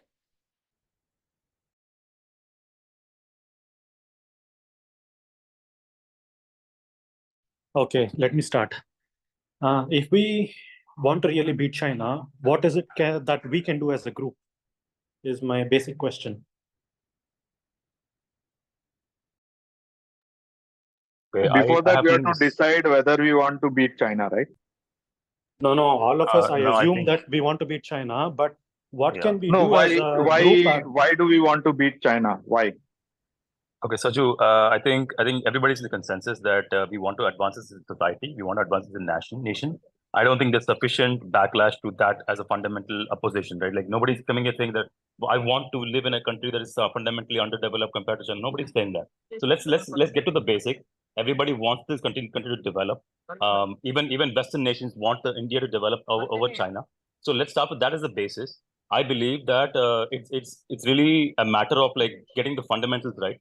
I think some of the things that I made earlier about the government of India having like poor regulatory efficacy, that is one of the fundamental key factors in keeping us behind. We are not really, for example, right? Let's say that I'm an investor coming in from abroad and I want to invest in this country. I have to go through like phenomenal amounts of effort and convincing and dealing with like really poor bureaucracy to get my agenda forward. And my agenda as a foreign investor could be actually aligned with the agenda of Indian government and Indian population in large. But because the Indian government is so poorly organized that I'm unable to like have a satisfactory experience in doing this. I mean, I posted a video in the WhatsApp group talking about like how China compares to India in terms of local governance. Chinese local governance is so efficient. It's like basically you go in there and they have everything in line. They have like a 5-star treatment to anybody coming in to invest in China, and they basically make sure that their experience is so positive that they even overlook certain fundamental misalignments in like ideology, right? But in India, right, we basically, I think the lack of organization is such a huge barrier that people are not really aware of the larger scope. The moment somebody comes in, we're really too immature to capitalize on that and then give them the red carpet welcome to invest in our system. That we just like make it unattractive as a destination for foreign direct investments. And the only reason why India is like growing in foreign direct investment recently is the fact that China is becoming a really unattractive place. Because you saw what happened in COVID. The unilateral control of the Chinese government on the market, global market, supply chain, and everything made it a really unattractive place to be reliant on heavily. Which is why a lot of Western institutions like they chose to diversify their investments and they chose India as a market. And India was not the only market. Brazil, Taiwan, like a lot of other like auxiliary markets were becoming attractive because of the unattractiveness of the Chinese market. Now, this should not be the rationale why India should be an attractive market, because we are relying on external factors to make us attractive, and that's not good. We need to make sure that we are basically making ourselves an attractive market, not just because of our population demographic advantages, but also because of our governance efficiency. And that is the place where the government has to put in fundamental measures to make sure that happens. And the second thing that has to happen is India as a society, people have to stop being so insular and try to open up to the global reality. Because India is not a third world country. I don't believe that India is like a disadvantaged third world country that is destined to have like a poor societal infrastructure and everything. We are operating at 10% of our natural potential, I would say. If we as citizens open up to this reality where we have a profound potential, and we are growing out of this like fundamental insecurity that we have as a population, I believe that we can make measures to compete with the global leaders. There is nothing stopping us from doing that. It's only a matter of like a mindset change. And if we do that, I believe if these two things happen, I believe that we can have like an unprecedented growth curve that nobody could have predicted. And I firmly believe that we have the potential to do so, which is why I mentioned that it's a conditional success rate. Because 10 years is definitely not a realistic time frame. I agree with that. But I think that if we capitalize on our inherent advantages, we can do that, provided we do these two things. The one is the governance becomes efficient, and the second thing is that people start realizing that they're not playing against Pakistan or like some kind of local thing. They're actually competing with the top level players in the globe. You did make a lot of good points, Raghav. I totally agree with you, and I also, in a way, reiterate what you stated with a little bit Chandrika, of just one boiling small down to. suggestion. One small suggestion. Uh-huh. I think your voice is like breaking up a lot. A lot of us are not able to make up what you're saying. Can you like relocate to Oh, a shit. place where... Am I audible now? Am I audible now? Yeah, I think so. No, you're audible, but kind of sounds like cloudy, but you're audible. Okay.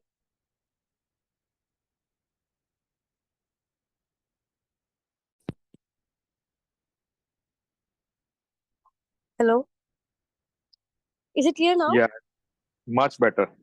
Yeah. So I was saying, Raghav, that I do agree with a lot of points that you've made and would like to give a more of a centralized perspective to what we should be doing as a country. Like, point number one being our leaders not giving a lot of weightage to the fact that we live in a representative democracy and people, as in the leaders, are more focused on how they should be winning rather than what they should be doing for the growth in total. And the second point being, we can learn our lessons from any country that is there, like be it India, China, or if I were to quote one country, I'd say it would be Venezuela. Once a huge market leader in oil export, having made a lot of money, gave stuff away for free in their country and ended up being where it is today. So if we were to stop expecting as people from our government to give stuff up for, without having to work hard for it, and if at all the youth were to put in a lot of effort, if not lot, at least a bit of effort into growing ourselves, I strongly believe that we can reach the heights.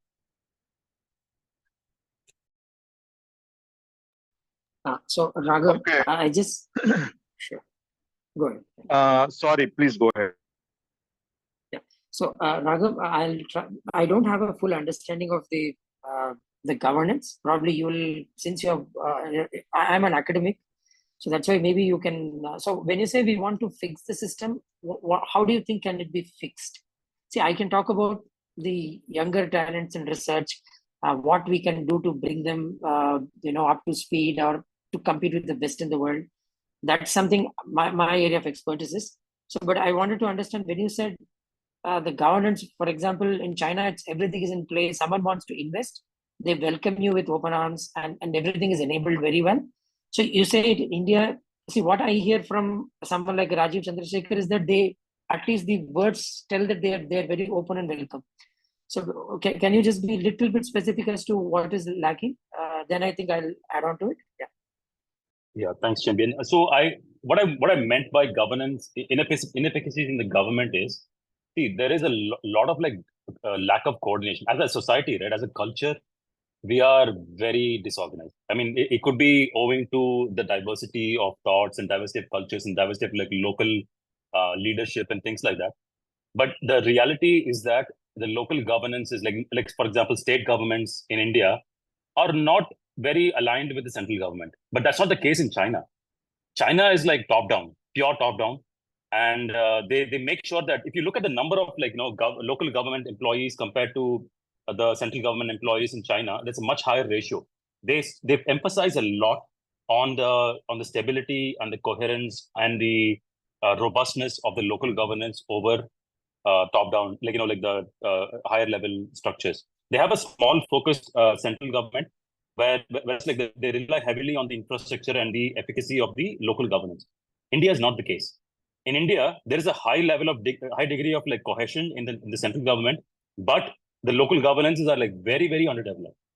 You will not find like great support for national cause in the local governments. If you go to state government level, they are only focused on winning the state local level elections. They are not looking at the growth of the country at large. So and the central government in India has not really put in place measures to incentivize growth factors that state governments can start investing in that promote the national growth. That we are basically like a faction of localized interest groups, right? For example, Maharashtra is interested in growing Maharashtra as an economy, and Tamil Nadu is interested in growing Tamil Nadu as an economy. There is no cohesive infrastructure to incentivize national growth from a local governance perspective. And I think there is a huge degree of variability in terms of the efficiency. You go to Bihar, it's completely different compared to what is in Tamil Nadu. You can't expect a foreign direct investor to know all these intricacies to operate. You cannot expect them to have like ground level knowledge to succeed. If you place that as a barrier, you are basically making yourself in an unattractive position. So I think there needs to be a greater streamlining of these processes so that like anybody coming in from outside, they don't have to have an organic understanding of Indian society to function effectively. So that's what I mean. What I mean is that there needs to be a greater level of overall coherence. It's almost like if you look at India as a person, right? His hands are doing one thing, his legs are doing another thing, and his head is like tilting in completely different directions. Overall, as a nation, you're completely disorganized.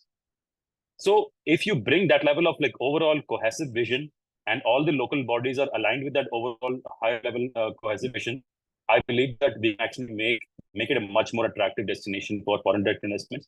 And investments are very essential for for our growth, because like we are at a very nascent succeed if you do not have support from outside. So that's where we are. And for us to be more attractive for foreign direct investments, we need to make sure that we have a cohesive regulatory framework where it's easier for external entities to come and invest, and we make it easy and smooth for them. So when you say easy and smooth, so they want to invest, but is there corruption, or they make it so the process is so winding that they don't want, the West doesn't, or the investors don't prefer? Is that what you're saying, if I understand right? That's not the whole of it, yeah, but that's definitely like a huge bureaucratic like complexity and difficulty of doing is a huge barrier anywhere you go. And this is the fact in majority of the third world countries, that they're not organized enough to invite like large scale investments from external bodies, because like they expect a certain level of like guarantee of safety and things like that.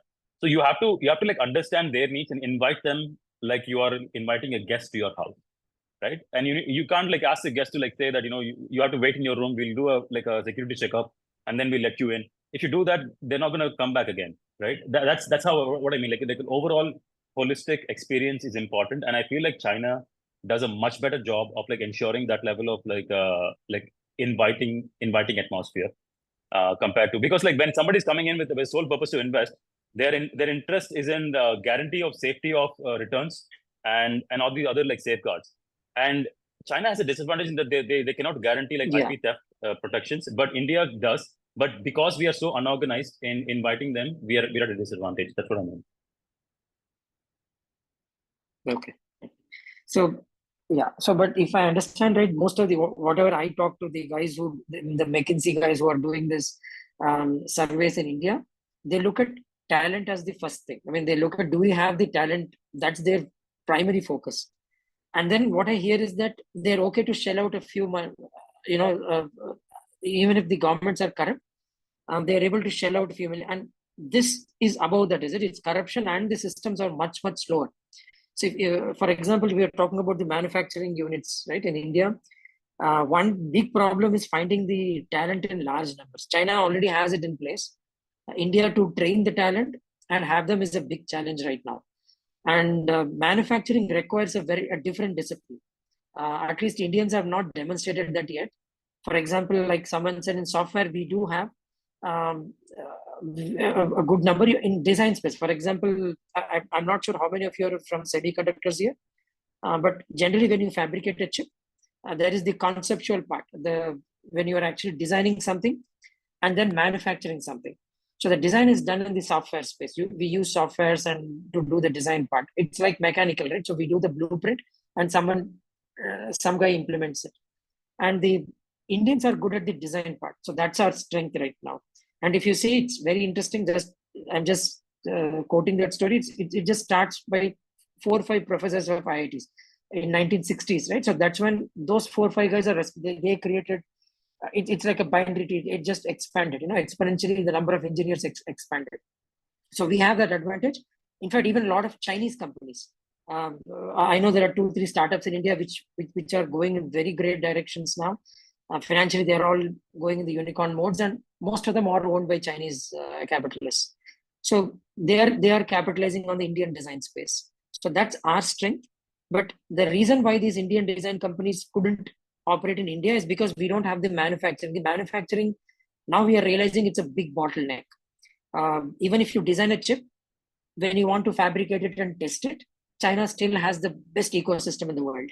Okay, we still don't have it yet. And to match that, the quality requires, I would say it's mostly history. Probably we'll have to wait and see now that all the American companies like Apple, they're investing in Tamil Nadu. So we have to see how they grow up, right? So in for probably another 5-6 years. And then we'll have to see if the manufacturing is fixed. So as far as the research is concerned, see, we do, I mean, for example, even if you take IIT students, the interest is waning. I mean, see, probably when China was really exploding, the average youth, right, was less distracted. And now, I mean, I have to see how it plays out. This is based on my observation, but what I teach students in colleges and all that. The attention spans have come down, and we have to wait and see. Say, I'm a millennial, so now we are making big contributions, right? So our generation is making contributions that we are seeing. So we have to wait for the Gen Z probably in 10 years to see the kind of contributions they are making. So right now, I'm little worried in the sense that my generation was already, we were in between the internet and the boomer generation were born into non-internet generation, right? So there was no internet for them. So now, will we be able to rise up to the challenges? Will the Gen Z be able to rise up to the challenges in terms of research? So that's the problem we are looking at. Yeah, I'll stop. Go ahead. Sure. Thanks, Chambier. But okay, so let me address a couple of points you made. You talked about McKinsey having an analysis saying that India has more talent. I think that's more valid in the service sector. For sure, the talent in the manufacturing sector, like you mentioned, is actually very low. We don't have the right starting point. First of all, we don't have the right education infrastructure to facilitate greater degree of manufacturing talent, right? China definitely has an advantage in that regard. But beyond that, and that's not entirely true, Raghav. But let me finish. Raju, let me finish. You can continue after I finish. Okay. Besides the talent bottleneck, right? There is definitely a talent bottleneck, and I'm okay with somebody disagreeing with it, and you can offer your justifications. But beyond the talent level bottlenecks, there are fundamental restrictions in terms of regulatory framework. That's what I want to come back to, because you cannot, regardless how many people are organically coming up as talent, you cannot have that, first of all. Even if that happens, right, if the regulatory bottleneck will definitely hit our interests. So that is my primary thing, in that we need to make sure that there is a high level plan put in place to make sure that it is actually very conducive for us to have a long-term growth projection in terms of producing this talent pool at scale and making it conducive. Actually, the talent pool is just one thing. The regulatory ease of doing business and ensuring guaranteeing the safety of the investors and all these things are really important, because we've had a history of being very unreliable in this regard. If you look at historically, I think India has gone back on retrospective changes to contracts and things like that. These things are not really according to global standards. So that is where I see the bottleneck primarily. But again, investing in a expansive, scalable manufacturing talent, I think that's obviously it's gonna take a bunch of years. I think we're just now starting to look at this as a problem set, because previously, maybe in the couple of past decades, we have not really looked at it as a huge problem, but we are starting to do it. But again, it's a matter of how quickly we inculcate these changes in regulatory frameworks to make sure that everything is cohesive. But yeah, that's where I'll stop. See, there are multiple points being thrown about without proper discussion on this, right? See, I have a wager here, Raghav, that suppose if I am a intelligent person, smart person, wealthy person living in India, and I want to set up an industry, I'm taking a risk.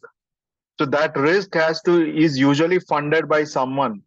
If I fail in my business, there are systems in place in the West wherein it ensures that my son and my daughter and my family can continue to lead a normal life. They can go to a school.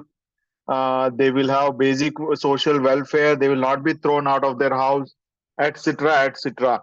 Here in India, that risk was available to some people, at least until a decade back. But after that, the risk-taking capacity went away from the small and medium enterprises in India and into the hands of the oligarchy, like the Adanis and Ambanis. They can take the risk now, right? So that risk appetite has to spread downwards. We have a great market. The fundamental need of any nation to progress is to have a great market. We are thinking that somebody from the US will come and invest here in India for what? Right? Our Indian people, if you give them the latest, do you know that the mobile industry in India is far more advanced than the US? We have a far greater and more modern mobile industry market than the US. Right? Even on top of all this corruption and all this, that is because there is a lot of diversity in Sajid, culture. can you elaborate on that? What do you mean by elaborate mobile market? Can you just elaborate on that? See, the mobile industry in India took off long back. The 2G and 3G that came up in India, the licenses were distributed by an auction form. Long back, I'm talking about the era of the CDMA mobile phones from Reliance and all that, when bidding was taking place. This is, I believe, 2006 time frame, 2000, maybe before that, 2003 time frame. Yeah, The mobile. go ahead. Yeah. Yeah. Now, while US is still having mobile networks wherein you have mobile networks tied with the phones. That is, if you buy a phone, you buy the mobile network along with it. You cannot shift from the network. But India moved away from that model long back. Why? Because we had intelligent and smart people at the top, educated people driving the decisions at the top. But it is true that until about a decade back, we used to have credit line extending to the MSMEs. But now all this money is going somewhere. I don't know where, but it's not going into the hands of the MSMEs. They are not able to take risk. If they take risk, their children can't go to school. Because if something happens to the family, the model of education in India is such that you have to pay through your nose for the child's fees. Right? Earlier, what we used to pay for donations, now we are paying for fees on an annual basis. I would like to ask the question, like, why are we always thinking that the West has to come and invest in India? I never understood that. Yeah. Okay, let me explain then. Okay. A couple of things here. One is that, first of all, I don't agree with the whole, mobile industry is advanced. I agree that the market is more advanced, but that is different from the design and manufacture aspect of things. Market is definitely the king here.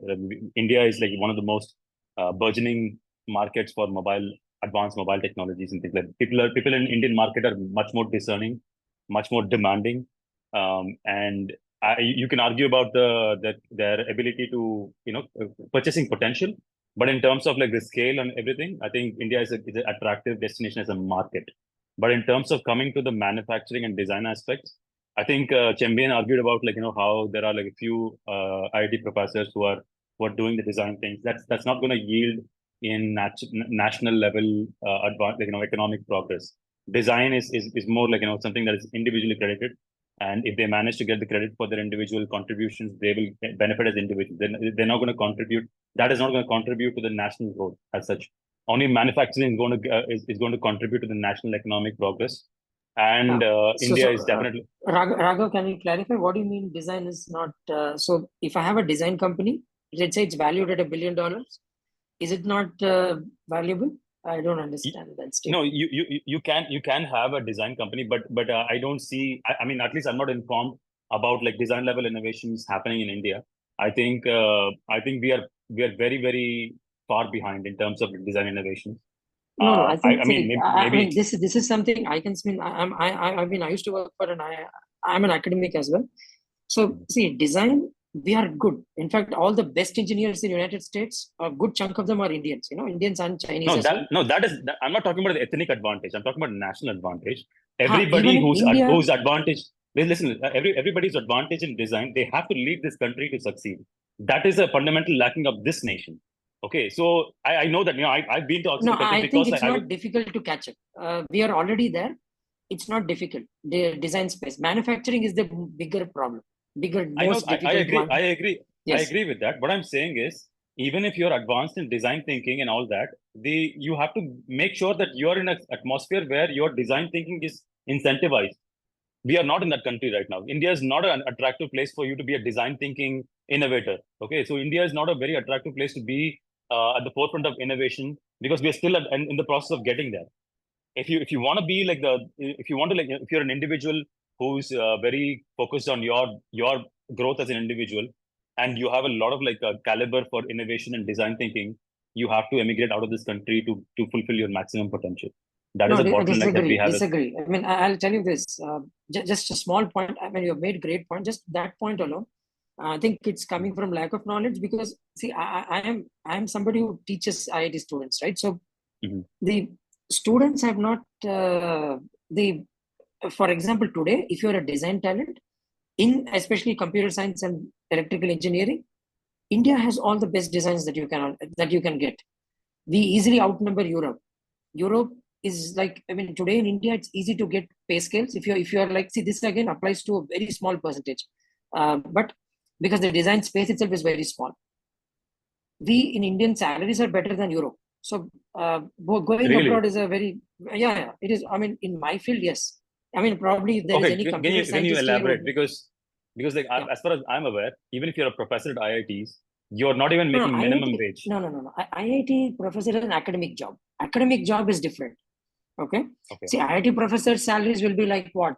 Probably it's increasing greatly now, but you can do consultancies and all that. So that's something. Let's say a joining professor gets around 1.5 that per month. That after all that's something typical for an IIT prof. Assistant prof, I'm talking about. Senior professors may get higher. Okay. I'm talking about the jobs available in the market. So for example, if you take about cell phone has chips inside. So the engineers has to manufacture the chips. So right now, what we have in India very well placed is the design talent who can do the architecture of the chips. But the manufacturing of the chips is not happening in India. That is happening predominantly. I disagree with this because see, the thing is that the biggest players in the industry are Intel, you have ARM, you have Qualcomm. Yes. I'm telling you, all their design centers are in India. I know that. Listen. See, you're basically just because you have an ethnic talent for these services, you're still you're basically working for a high salary for the fundamental credit and advantage of these companies. That does not count as a national advantage. You're basically the reason why these people are working for but the thing is that these companies pay taxes. No, these engineers pay taxes. I don't care. That's like peanuts compared to what the actual credit is. You don't get to have ownership. Let me put in one line. I think we need to let others speak so that they can make a full point and then others can come in and pitch in. Okay, so let me clarify my point here. I agree with what you're saying. There is an ethnic talent. That's what I'm saying. India has a huge potential because we have a population level talent advantage that we have. Indian people are very smart, high spirited, high exactly. I just disagree with that. Let me finish. Yes, let me finish. So what I'm saying is that because we have that thing, just because we have that talent does not mean that we are at the forefront. Because we don't have institutions like Qualcomm and Intel and ARM in our country, we are basically we're basically prostituting our intellect to these external agencies for high salaries. But unless you have like fundamental innovations happening in this country, you're not going to retain the full scope of the potential of our talent within this country. You're going to simply be like, outsourcing the talent. Even though you have like design centers in India, you're paying taxes, does not mean that you're contributing to the nation. I mean, I agree. Of this nation. I completely agree to that point. No, I disagree. Yeah. No, one So Saju, second. wait. Saju, hold on. Yeah, sure. Guys, Let's please I take think it I in should. one We after should. I'll another. agree. I'll agree to that. The thing is that what has happened historically, like, see, Qualcomm is like a 40-year-old company and a 30-year-old company. Now, we started the semiconductor innovations only in 2010, I would say. In 2008, all these big companies were the Indian design centers. What happened historically is that all these engineers in these big companies, after 10, 15 years, they start their own company. So we have a lot of new semiconductor startups in India itself. Like I gave an example, right? There are 3 companies, I'd say 2 companies, which are valued at $1 billion now. Okay. Can you name them? If it's not recorded, I'll name them. Okay. So because I'll probably, you can, at the end, we can not record and then I'll talk about them. Okay. Is that okay with you? Because I don't want to. Can you put it in the chat? Because the chat is not recorded. Yeah.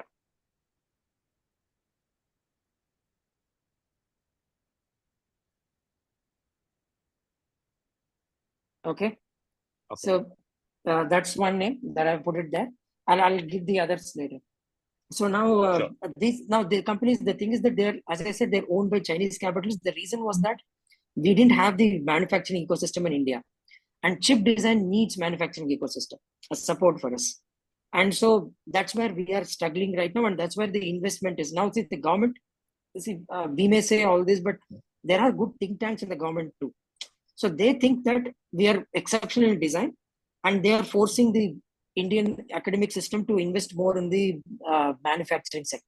So we have had a lot of big manufacturing talents from West coming to India for training. I mean, these are Indians themselves coming to India for training for training purposes. But I'm still yet to see that because we need that the Taiwanese engineers who went to establish their centers in United States, they didn't feel the American engineers were matching their standards. So I'm little waiting to see how will we succeed in the manufacturing sector, because that requires not just creative talent but a great level of discipline. At least we see you see most even the best performing software companies, right? The Indian work ethic is not as disciplined as the we usually tend to work more towards the deadlines. That I think these things play around. Yeah, play around. I think fundamentally we agree. I think we're in similar lines in terms of the nature of what the reality is. I think what the solution is basically people taking ownership of their talent, because we're still transitioning from a civilizational perspective, right? We're transitioning from a security oriented thinking compared to excellence oriented thinking. You're coming in from a generation of people who are focused on their family's financial security. You're still transitioning from a generation of people who prioritize government jobs over anything else. They want financial security over everything else. That's the paramount, the priority for them. Now we're slowly graduating. No, Raghav, I want to ask you. So don't you, guys, please wait, dude, please, Saju, you have a habit of cutting in people. Plus, let me finish, and then you can jump in when I'm done. Okay. So what I'm saying is that we're transitioning from a generational evolutional perspective. You're transitioning to a point where people are caring more about individual excellence, greater than what we were in the past. I think that's a wonderful initiative. I think eventually, right, maybe in the next couple of decades, realistically speaking, we are going to have companies like Qualcomm, companies like Intel coming up in this country that are focusing on deep tech, that are focusing on design level innovation, to create intellectual property wealth. You cannot compare intellectual property wealth compared to service level gains in terms of national GDP and things like that. No matter how many we have a huge volume of talent. Nobody can deny that. India is like gold mine of talent, right? But that does not compare to ownership of rights. No matter how many Indians you employ to create design innovations, the ownership is going to rest on the shoulders of companies like Qualcomm that are taking the initiative to invest large amounts of money in innovation. We need that kind of risk potential happening in India so that we can have infrastructure in place to employ this talent for our advantage. And that is yet to happen. That is, we are slowly getting to a point where that is more viable and more realistic. I think that is what is going to be the game changer. I think more and more Indians have to have a higher risk appetite and higher capital investment into deep level innovations. And if that happens, I think we're going to see an exponential curve in terms of like our national GDP as a result of innovation that happens. So I'll close. All right. Can I speak now? Saju, sure. I'm trying to make a point, and Suri, I think you were raising your hand all the while. Let me tell you that you don't have to, because this is an unmoderated session. After Saju, Suri, you can go ahead if you have a point. I have a small Thank you. request. See, please restrict the speech to 1 minute, because people are not, there is a lot of misinformation being spread. Okay, let me debunk all of them one by one. First is, I don't know why Raghav, you said, not Raghav, I don't want to take name. I don't know why you said that Qualcomm is taking the initiative. They are not here for taking initiatives. They are here to make money. So when you say innovation, right, as it is spoken in language, as it is spoken in Hindi everywhere, necessity is the mother of invention. Before invention comes necessity. And in India, we have that necessity already present.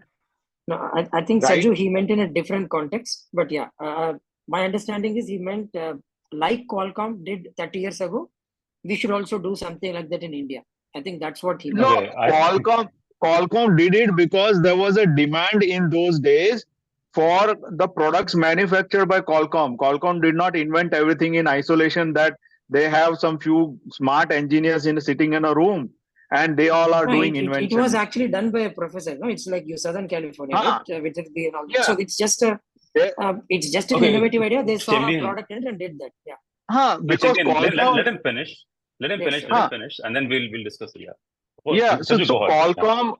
Qualcomm had a need to invent something to market put in the market.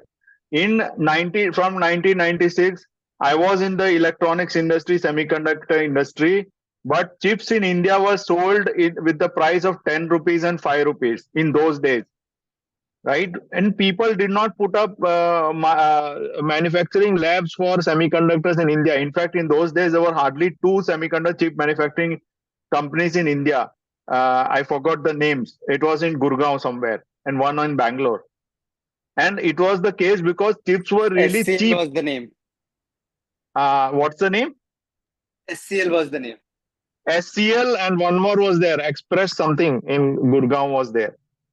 And they were SCL doing is it Chandigarh, I very... think. Chandigarh, yeah. I visited that company.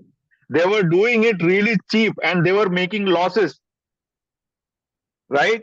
Now it is very easy to say that why we didn't have a semiconductor boss. I have learned thin film chip manufacturing during my post graduation days. I myself, that was in 96. So we had enough encouragement. The problem was in India there was no demand. People didn't want things. Right? Nobody Okay. was interested in getting the latest mobile, which is happening now. No, Okay, probably it's Right? economy let also. me. I think Saju, right? I think you have No, a I can go on for another 5-10 minutes on this. Okay, there are a no, lot of but misinformation. you were the one who suggested No, that we keep it short. Let's not go to 5 correct. to 10 minutes. Let me address what I said. I think there's a fundamental misunderstanding between what I said and what you understood. Okay, what I meant by Qualcomm taking the initiative is not because they're profit oriented. They're pioneers of technology. They're doing things that are in front of human innovation. I think India is still at a disadvantage because we're not focusing on human level frontier innovation. We are still This focused is on wrong. profit. See, this is another misinformation. No, Now what not you're a- saying is we have individual. No, I'll tell you. We have individuals who are aspiring for that. We are individuals who are aspiring for like human level frontier innovation, but there is no sufficient infrastructure. They have to emigrate for them to be valued. Okay, this is the no, truth. again wrong. Okay, let me debunk this. Qualcomm is not doing innovation because it is an innovative company. Number one fundamental thing. It is doing innovation because it wants to make money. People are going from India to US not to improve their knowledge base and all. They are going from here to India to US because they know whatever happens, their children No, will get good education. That's good capitalism, right? That's what we also want. I mean, Yeah, even exactly. the So, companies here will see, want to do the same. No, that no, is I think pre-market capitalism, right? What we have is an Wait. oligarchy. Saju, hold on. See, the thing is that you're equating, like let's say that Indians and Americans are all like the same level of like frontier level thinking. It is a matter of like business acumen to make it scalable and functional and viable. That is not No, happening in India. again wrong. Guys, It is please not stop business cutting each acumen. other off by all means. Please, only after Saju stops speaking will you speak, Raghav, and only after Raghav stops speaking will you speak, Saju. Yeah, Saju, go ahead. Finish what you're saying. Okay, so first thing is about this. The fundamental fact is what comes first, whether the innovation comes first or the market comes or the demand comes first. The fundamental thing we have to understand is that the demand always comes first. The market has to demand for innovation. Only then it will work. Otherwise, it will stay stuck in the universities. See, I'll Very tell you short. something. Okay. I'll tell you something. Indian market is more price conscious than innovation conscious. You have the largest segment of market in the price conscious budget segment. They want the largest amount of output for the least amount of money. This is a very different market to compare to like in the US. US has a higher degree of like high level innovation. They're okay to spend more money for like greater level of like innovative output compared to India. We're still growing in that regard. We'll get there eventually. But what I'm saying is, I don't think that, my fundamental disagreement to your point is that the fact that there is a Qualcomm, the fact that there is an ARM, the fact that there is an Intel, and none of that is based in India is my basis for my argument in saying that we don't have the infrastructure to basically power indigenous, like frontier level innovation. We don't have the infrastructure for this. Yeah, that's the reason why, even though we have the largest amount of potential and talent for this, they're all having to immigrate to other countries to realize their fullest potential. It doesn't matter like how good of an engineer you are not going to get paid as enough as if you go and work for Qualcomm. Okay, that is a fact. And or Okay, NVIDIA can I or speak whatever now? matter. No, wait, let Can me I finish. speak now? So the fact that these NVIDIA and Qualcomm and all these things are established over there, they have a much higher advantage because they've created the sort of business infrastructure to have a consistent output of innovative intellectual output. That we need to establish here for your points to be valid. What you're saying, it does not compute because we don't have the justification for this statement that India has like a great level of intellectual frontier level innovative thinking. That happens in individual levels. I agree with that, but it does not happen at an infrastructural or like a generalized like ecosystem level. Yeah. Can I speak now? Go ahead. Yeah. Okay, again, lot of misinformation. This is getting tough for me. Number one thing is innovation versus market demand. See, the innovation is only, it is not like you have, you innovate a beautiful product and it will sell in the market, right? Either it has to be sold by someone or you have to make the environment friendly for that to be sold, or the people has to demand it. You had a very valid question. Why did NVIDIA not get established here? Why not Intel get established here? Raghav, you go and pick up a magazine in the US. They're selling their chips in the magazines like we sell toothpaste here in India. That's the way they market it. Why? Because their chips have a demand. If you pick up a magazine for electronics magazine from the US, you can see advertisements of competition between Intel and AMD, right, for chips, right? And that is what and that is why beautiful coincidences happen. NVIDIA was not a manufacturer of GPU chips for artificial intelligence. It was manufacturing GPU chips for gaming. A coincidence happened, a beautiful coincidence happened that the artificial intelligence companies started a demand of GPU chips, and NVIDIA found itself in the right spot, right? No, But the fact is that, yeah. So Saju, we can do the same. I mean, for example, the talent we have now, we can actually manufacture an equivalent chip. I'm just saying, NVIDIA is a very big, because it's a big company. It won't work now. That is what I'm saying. It won't Why? work. We can sell to the US. If you Guys, beat please their be performance, respectful while you talk Americans and stop would buy cutting that. each other off. Saju, please. Americans can buy that. Yeah. You got No, it, right? I think no, we are the chatting thing each is, other. there are Champion. so many wrong points being spoken about, and I am having to cut because I'm not able No, to no. remember. If you You can speak one point, Saju, always note them down and yeah, clarify exactly. what is misinformation later on. Anyhow, Exactly. Yeah. guys, I think Suri has been trying to speak for a long time. Please go ahead, Suri. Yeah. Thank you for the opportunity. So there were some interesting points raised. I agree with some of them. I'm conflicted with some of them. So, for example, like talking about like India did not have any manufacturing. I think somebody did mention like SCL. So SCL could have been the TSMC of India. Like it was burgeoning semiconductor manufacturing company, specifically manufacturing and fabrication company. Around 1980s, there was some incident, fire broke down and like it collapsed.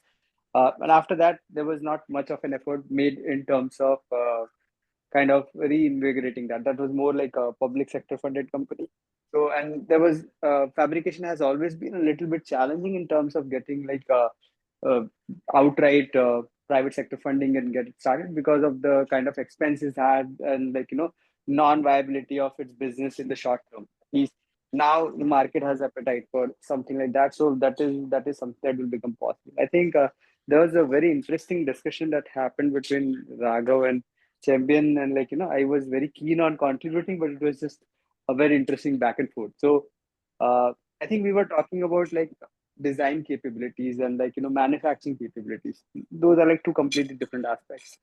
Like design capabilities you can acquire and adapt and learn probably within 1 or 2 generations, versus design is like more multi-dimensional. It will require much more infrastructure, and I think that's why probably like we have like much bigger population, and like generally I think smart people can be found everywhere, to be frank. We did find some very smart people and they were able to acquire some of that information, which was relatively easier to acquire. I'm not saying that was easy to learn, but that was relatively easier to acquire because that is something that you can acquire within a generation or two, right, with enough hardware. Versus when we are talking about manufacturing, some of these manufacturing technologies that we are talking about, they get outdated in like 10, 15 years. So whatever was cutting edge is like obsolete. And again, the number of factors that go into building a semiconductor factory, like based on some of the guys, you have been making some very interesting claims. I think you have a pretty decent idea in terms of what it takes. So it is a very, very challenging endeavor. And I think, for example, China has been facing some ridiculous amount of difficulty in terms of getting started into semiconductor, like really small semiconductor foray, right? TSMC is in completely different league. I think Samsung and TSMC are like two leading companies that are into like 4 nanometer and 3 nanometer zone now. China, I think recently got into like 6 nanometer, 8 nanometer. I don't exactly remember from top of my head, which is like ridiculous figure. Whereas India, we might still be talking like some of the bigger chips. Now, when we are talking about these numbers like 6 nanometers, 8 nanometers, 2 or 3 nanometers, just to give a context, like 6 to 8 nanometers is something where you can create a very, very efficient computers. 2 to 3 nanometers is something that could be very useful for GPUs and very compact CPUs or something like that. So all the top end, probably iPhones, some of the MacBooks, and some of the really, really good devices which are like very, very compact but ridiculously good performance are based on those technologies which are like on the smaller nanometer size. But if you go on the higher one, you can still do a lot of manufacturing to create a lot of microcontrollers and stuff like that will help you produce some of the bigger electronics where the size is not as crucial. So that's the spectrum. Now, if India is to the get 1 into minute it, is up. guys, you have been taking a lot of No, time. that's You right. will So, sorry, go appreciate. ahead. So you made some points, but just to clarify, the investments that are happening in India right now, even to do a 1 nanometer requires a lot of years of experience. Exactly. And the companies don't do that. So, for example, 2 nanometers, even China, in spite of being a big, see, they have Huawei, right? Huawei supports they need it right now because the West is stopping the chip design ecosystem for Huawei, Right. and therefore they have to create it locally. So that's the pressure for them. Now, Mhm. in India, if you see right now the investments, right, they are not going to invest in us. The manufacturing unit, somebody has to invest. Either Mhm. right now we don't have talents. They don't see that India has the necessary talents for it yet. The investors, right? So I mean, I've spoken to some of them. The guys who are doing survey had chats with them. They are not able to invest for that reason. They are looking for talent pools. Do we have the talent pools for them? Can we train them? That requires a lot more effort. Design we already have. We have world-class talents for design. We already have startups in design space which are doing well. But like, for example, I think what Raghu was saying, I think what Saju is also making a point is that, see, what we need, for example, let's say we make a product like NVIDIA, which is even better than what NVIDIA's performance is. Then, of course, it's difficult for an individual company to say, maybe an Ambani who's going to acquire us. But it's still okay, I believe. I don't think there is any issue with that. Let's say we make a bigger product, let them acquire. I mean, we are still going to make money for the country. So I don't see a big problem with that, So design space, we are already there. Manufacturing is where the challenge is right now. And that within, at least I have to wait and see how it evolves because we don't have the necessary talents for that. And second thing, even in No, go ahead. Finish what you're saying, and then I'll talk. Even in manufacturing, for example, if you see, right, there are ASML, like they have a unique technology which can be easily done in India. So you need 10 years of effort, some best physicists, engineers, chemists coming together, coming up with the UV lithography technique which they developed. It's a technology that IP that's been powering so many and they're making lots of money because of that. You make one unique technology that's unique to you that the world consumes. That will be a good model for us. I think that's what. Yeah, go ahead. No, I think that's perfect. That's exactly what I'm saying. See, there are different tiers of economic output to this level of like innovation at the level of engineering and science. Okay, I completely agree that we have like the talent pool that nobody can compete with. We have Indian engineers and Indian designers who can compete at the global scale. But the problem is that we don't you have to understand that there is different tiers of economic output. There is like service level output. Like, I think we excel in that. A lot of Indian engineers are demanded across the globe because we are, as individuals, we are really capable of that level of frontier level operations. Okay, I do not deny that. But in terms of ownership of beyond the service sector, there is like the manufacturing sector, okay, which actually consumes a lot more, like bandwidth of like economic output compared to service level, contributions to this whole like progress of human innovation. So service level at the bottom, manufacturing is the next level, and then comes the ownership of intellectual property. Okay, that is where everybody else is excelling. India does not have a salient player in the scene. First of all, you have players like Qualcomm, you have like players like Nvidia, you have players like Intel, you have like all the other players that are basically capitalizing on this like grassroots level like contributions to human innovation. They are benefiting from all of that, and you have Huawei in China that is doing the same. In India, there is no player. First of all, we don't have a player in the scene who's capitalizing on the top level output of economic output of human innovation. We are all contributing to the service level and contribution to human innovation. And manufacturing, there is no we don't have a starting point. First of all, we will take maybe like the next couple of decades to get there to be at the global level of competition. And then at the level of ownership of intellectual property, we're at a point of like disadvantage here. We don't have like name one company that is operating at the level of Qualcomm or Nvidia. We don't have one. Okay, that is my point. I'm saying that we are severely disadvantaged because we don't capitalize on the need for focusing on ownership of intellectual property. It doesn't matter how good your engineers are or how good your scientists or designers are. It's about like ownership of property because these people are contracted by the employer, and the employer is in the ownership of the intellectual property rights. So as long as we don't have that, we are not going to make the full level of capitalization of the talent that we have. That is my fundamental point. Okay. It's a chicken and egg problem, right? So like yeah, go ahead. It's a chicken and egg problem what you're talking about, Raghav. So one is like when you have intellectual properties, then only you can like kind of hire designers and engineers like that, and let me rephrase. I'm not talking about output of the design or potential or whatever. I'm talking purely about economic output. You cannot make a significant economic output out of innovation and everything else unless you have the ownership of the rights. Because when you have the ownership of rights, you can price your products, you can have monopoly, and you can have control over the market. That is not in our hands right now because we don't have players at that level focusing on frontier level innovation. That is my point. I don't disagree with you. What I was trying to say is this, like, you cannot have that without the other. So, like, for example, you're talking about like Qualcomm. Let's take Qualcomm, right? So Qualcomm has this very vast business. Like they have so many resources to kind of market their product and generate value out of it. When they have that, then you can give out to the people who are excellent, and then you can hire them, and they can generate more value for you.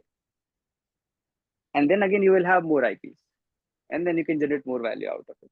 It's a cyclic thing, right? But if you don't have companies like that which kind of facilitate innovation or give you the opportunity to kind of innovate and like develop something, or even equipments or knowledge or anything, right? You cannot do innovation in vacuum. Like you need a lot of input and collaboration, all of that. That is what gets available in Qualcomm, and that's why they are at advantage. And saying that like we don't have that, and that's why it's not happening, it will just take time, and we will No, eventually the get government there. is But investing. The government is investing in this design space companies.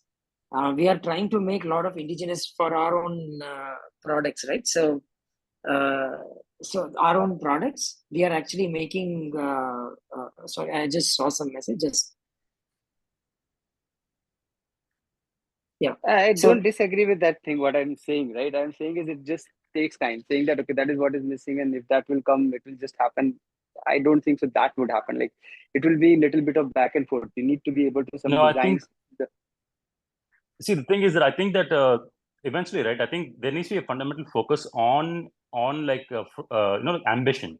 I think what Indians generally lack is they have a lot of talent, but they don't have the ambition for ownership or like economic output. Everybody is like, they're celebrating Sundar Pichai as like the leader, like like a success story, because this guy is still working for Google. He's making a high salary for himself, but he's not giving like a great potential for the country as a whole. no, That only I that think only we can are happen. past that stage. Raghav, I think that's probably now it's no longer the case. I'm seeing the trend changes in IITs and the campuses generally, right? 10 years ago, the greatest achievement for any student is to go to United States and be a big engineer. Okay, so that's the greatest achievement. But now it's no longer, because being a startup, a CEO is considered as a much bigger as a status symbol or as a achievement. That's what that trends are happening now. The Gen Z thinking is different. Probably, I'm not sure if you are a millennial or not. I'm a millennial, so yeah.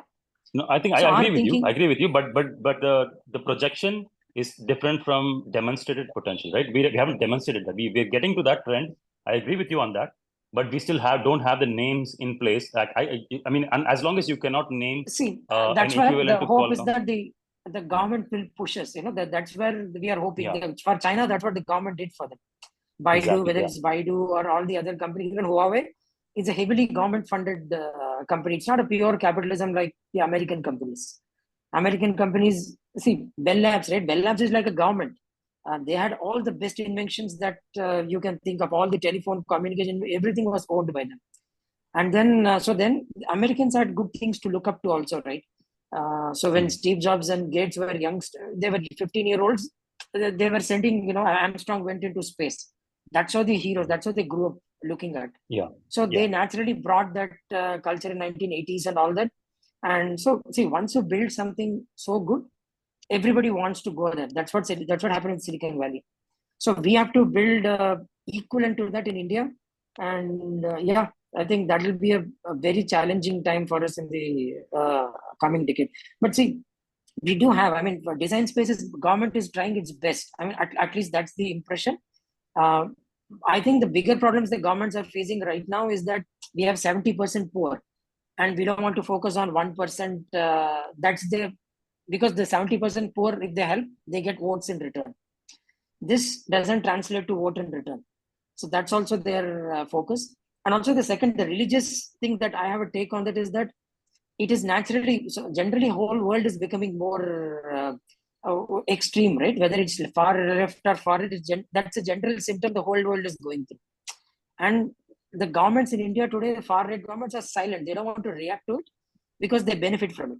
That's it. It's not the governments are going out of their way to establish. So that's my understanding. Generally, when we talk about India, Pakistan or something, it helps the governments that emotions to stay high so that translates into votes for them. I don't see that's a big issue. I mean, I do understand a lot of intelligent guys in the department, in the government do understand that, investing in all this helps. They understand that. But like you said, we still have problems. The brain drain is one issue they are focusing on. The second issue is that they are helping startups, Indian-based startups. They're investing money in them. And if you see recently also the ISRO chip, right? It was made by a startup company. Again, I'll put the name if you want in the chat or somewhere. It's done by an Indian-based startup company. But the problem is that they have not been able to scale up yet. Whereas the other companies they have accomplished. I think I agree. I agree with you. Yeah, but finish what you're saying. I'll add to it. Yeah. Okay. Yeah. See, for us to make a phone company right now, we should have done it with Micromax was one company, but I think it vanished quickly. They didn't really succeed. Micromax should have been the Huawei, but I think they couldn't succeed because we didn't have many things in place at that time in 2010. That was a good time frame for a lot of cell phone innovations. That Samsung capitalized on it. The Oppo and these guys, the Chinese guys, they quickly capitalized on it. We missed the bus. Yeah. Probably we should wait for VR. VR is one good space for India to invest in. And also see, culturally, right, Indians are more talkers. Chinese are more doers. That's the impression, the general impression, right? When you see multicultural teams, that's how it comes down. Even Americans are more talkers. But historically, they have demonstrated research. So that culture has to change, which is what the onus falls on Gen Z right now, or millennials. Right? Millennials, we are not old, but we are not young as well. We're not too young as well. That the innovation onus falls on them. So they need right aspirations, less distractions for all. Yeah, go ahead. Sorry. No, I think that I agree with you. I think everything that you said is like completely agreeable to my perception is.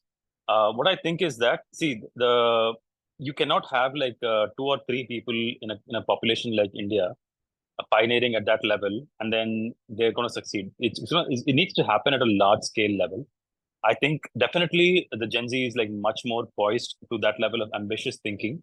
Where they are like, they see that they are worthy enough to compete with the likes of like NVIDIA and Qualcomm to create an enterprise that actually plays at that level. The problem with the Indian ecosystem so far has been the fact that we have not risen to that level of ambition yet. I mean, even if you have, there are structural insufficiencies, like the manufacturing sector inefficiency, and all of that will play a huge role in whether you succeed or not.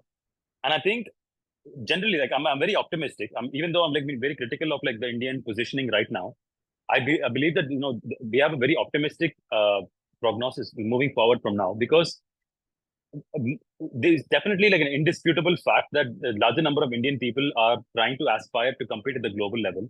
We have much better position. We are much better positioned than we were 20 years ago to have that level of ambition where we are trying to play like global scale. Like look at the kind of innovation that we're doing in the space sector.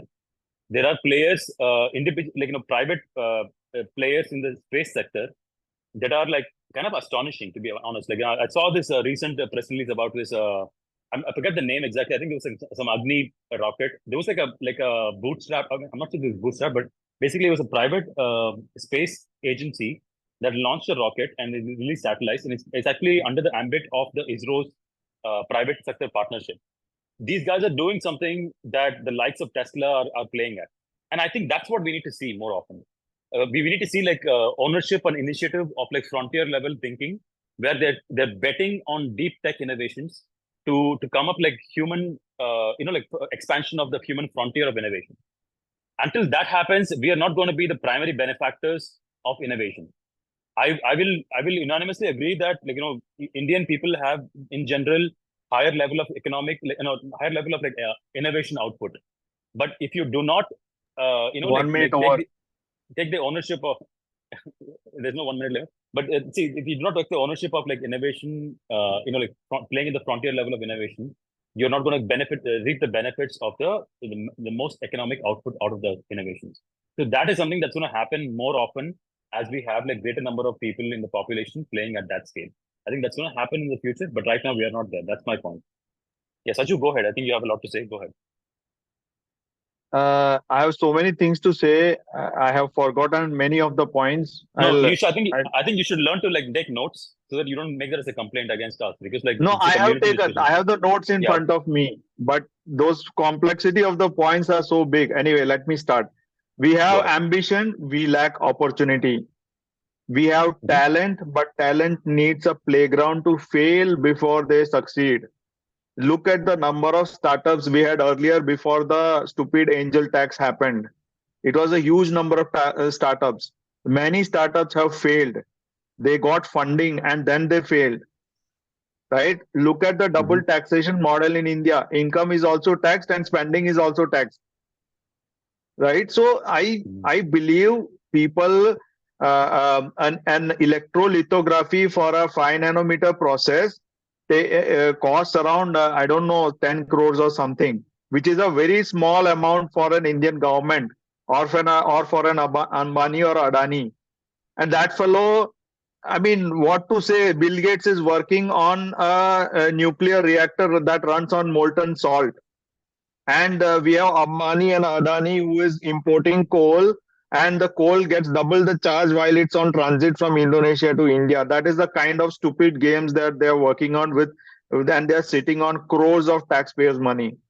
Right? These people, either these people need to scale up or these people need to get out. No, right? I Gen think the Z, Ambanis, yeah, you're right. The yeah, Ambanis the didn't Gen try Zs are to. not going to forgive this situation. They will also escape from India if they see this happening. This is less than 1 minute what I spoke. Yeah, thanks. No, I think I see. This is my whole point, Saju, because I was from the beginning, I was arguing against the fundamental regulatory inefficiencies in the Indian government, and you are coming to that point now. I'm telling you that that's a Yeah, I bottleneck agree for with you there. I agree with you. Yeah, that's what I'm saying. So I don't see But why we but disagree. your point that we don't have innovation, we don't have ambition, that is not true. Yeah. That is, I disagree with that. I think we have innovation. I'm not saying that we don't have innovation. We definitely have Raghav, I innovation, think but one of the points that you raised, right? Sorry, I'm cutting you off, but I think this is useful. Like I think you raised it about the structural and governmental or inefficiencies. I don't think so. Anybody disagreed with that. I think everybody sure. took that as a background, and then we are talking beyond that. And Of I course, think we are at a go point ahead. where we are at a point where we are talking about ambition and desire. And I think so this is the point that I wanted to raise, and I'm glad that Saju raised it. I think this is what I was trying to say earlier. It's like a cyclic thing, right? Like we are millennials. Some of us might know this. Like, a lot of people in our classes wanted to become doctors, but nobody knew how to become a doctor. Right? So this is a similar thing in this industry as well. Like, few years back, if you go, like, people wanted to do these things and they didn't even know like how this thing existed, how this thing is made, right? So finally, as Saju pointed out earlier, there is lack of opportunities. Now opportunities are slowly opening up and more interesting things will come up. And I think you agree with this point based on some of the things that you have been. No, Yeah, absolutely exactly. agree. So I think what happened is like, I think we heard half of it and then we're going with it. But I think right now, like there are some things that are relatively easier to learn is design. And when I'm saying easy to learn, it's not like it's an easy thing. It's like it takes probably 1 or 2 generations to learn it and then you have it. But something like a manufacturing that takes time. So right. And I think you also agree on that. And on top of that, the government intricacies and also I think you raised some wonderful points in terms of misalignment between central and state governments and their policies and everything makes it even more challenging. So I think that is what is making it very difficult for us to have that platform, basically, where you can start the manufacturing easily. But I also agree with your point, which you said, and this is what I was wanted to raise it earlier, but I'm glad that we are exactly on the same point, is that this is something that is bound to happen despite what government pulls off, because now there will be more opportunity, which we lack significantly. Now there is more awareness, interest, and there would be a little bit more ambition because now there is an awareness and interest. Of course, the other factors will impact it. Like, even though you're ambitious, the situation would be tough and some of them won't be able to start, some of them will start but won't go to that level. But eventually, hopefully, as you also believe, I think some of these will streamline a little bit or just enough to kind of facilitate and move us forward in that direction. I think like we're significantly in line with that. We are just like kind of debating on the periphery is my take on what we have been talking about so far. Yeah, I think I completely agree with what you just said. I mean, you heard what I said earlier, right? But I have a basically very optimistic prognosis in where we are now compared to where we are going ahead. But for sure, we're going to get to that point. My disagreement was that we are investing in our talent potential into benefiting the ownership of the intellectual property rights that are held by other companies that are outside. No, I just feel that generally, right, as an Indian society, we don't focus on frontier level innovation as a society. I'm sure the individual level, yes, we do have a lot of people who feel frustrated that there's no enough of an outlet for them to express their capital. Because like Indian people, I will tell you that Indian people are very, very smart. We are very high spirited. We are very passionate. We are very, like very much more discerning than American counterparts, I can say. An American counterparts being I guess like the forefront, in terms of perception, right? I feel like we are at the forefront as individuals, but at a systemic level, we need to get to that point where we are able to capitalize this individual potential. In the future, right? My vision is that if we get to the point of ecosystem level optimizations to attract the level of talent, right? We will actually reverse the brain drain to our advantage to a point where all the people have gone out of the country to have like better expression of their ability to express their natural scientific and intellectual talent will come back here with a lot more experience than they went out of, and they'll be able to contribute that. So for that to happen, right, we need to take initiative at the level of ownership of like intellectual property rights. Okay, so Right. that is what my point is. I think I agree with like most of what you're saying. I think like one small disagreement that I have is like you're saying that like we don't have, like I'm saying that you cannot have that. It's like suppose I want to become a diamond merchant, right? But I don't know. I just know what is diamond. I don't even know like how to kind of assess it. I don't know like how, like where can I get it, and I don't know what are the processes and equipments involved. So for that, I might have to work for some of these people. Now, if I find it very, very challenging to set it up myself, I might end up keep doing it. But eventually, whenever it becomes favorable and I have that information, that is when I might start setting it up. I might try something different, or like, if I try something different, that is owned by somebody who is doing it today. So I think that is what is stopping. It's not like you cannot have IP ownership before you start doing it. And in the beginning, if somebody else is doing it, the best way is to do it with them, learn there. And then when the situations are right, you will be able to adapt it. You just cannot like, if you intend to say that, no, like we will start on our own completely without taking that, of course you can do it. But the amount of time you might take would be like 500 years or 300 years. Like if we want to start manufacturing semiconductors in vacuum, or if you want to do all the inventions that are needed, not possible. So that is why we have to provide our talents and services or whatever. People go out there, they learn, they interest. If they find it feasible, they will come and set it up, right? So it just won't happen overnight, right? There will come a time when like, that is when we'll start owning the IPs and stuff. Like, I think it will happen. We are just not there yet, and we have to. This is a stepping stone. No, I think we're all in agreement about this fact.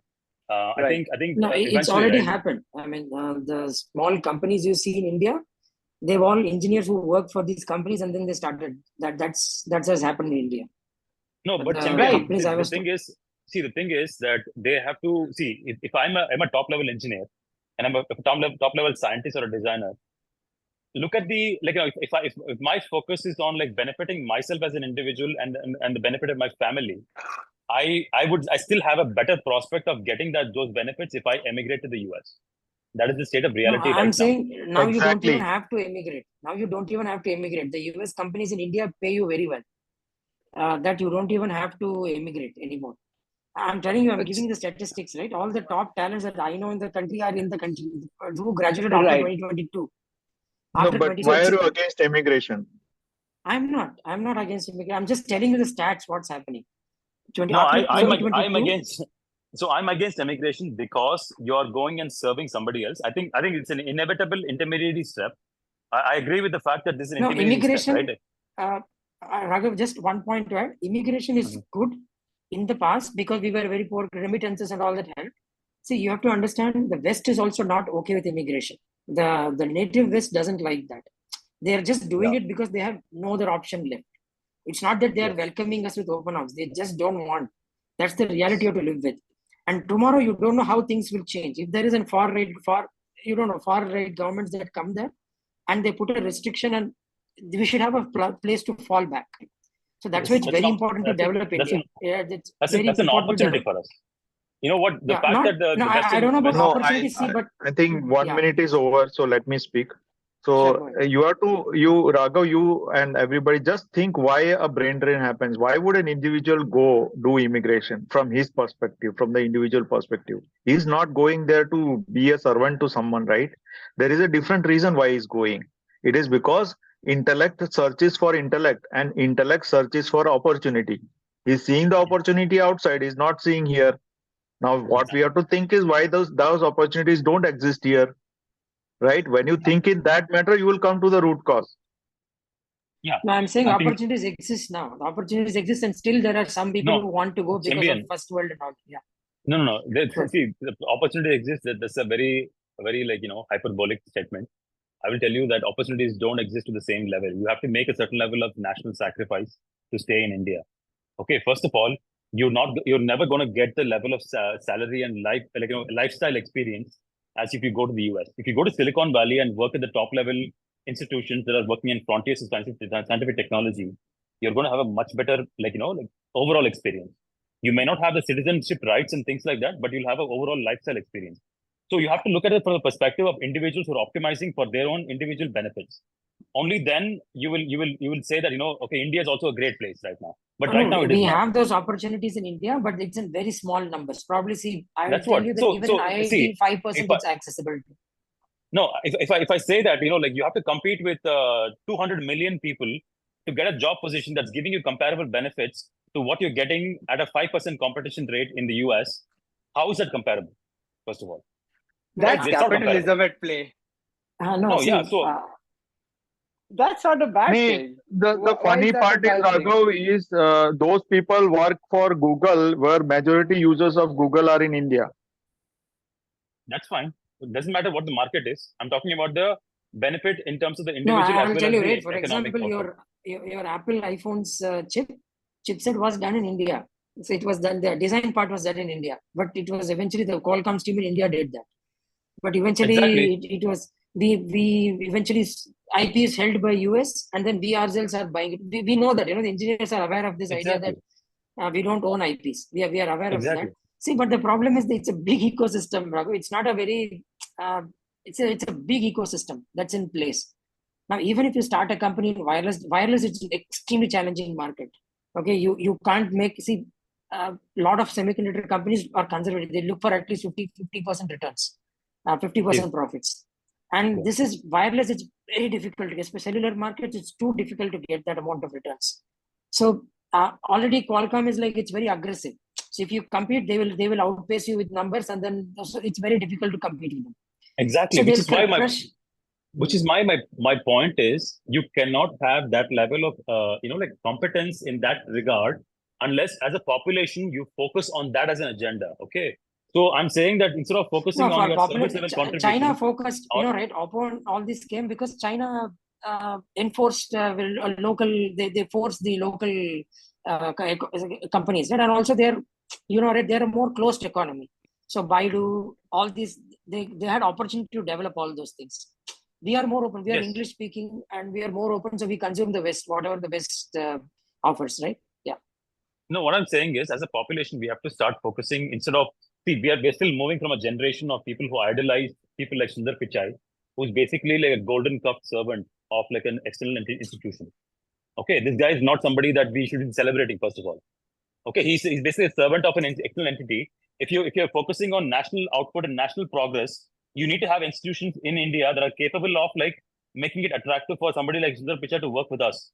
We don't have that. Okay, so that's what I'm saying, that we, as an institution, as a nation, we have to focus on that level of achievement, where we are focusing on the achievements in the prospect of ownership of intellectual property rights. And I don't think that we are, as a society, we are focusing on that. In this small group, yes, I think we're all we're all on the same page. I feel like everybody, Yeah. with us, but I think we're on the same page. Do we have to as a record? population?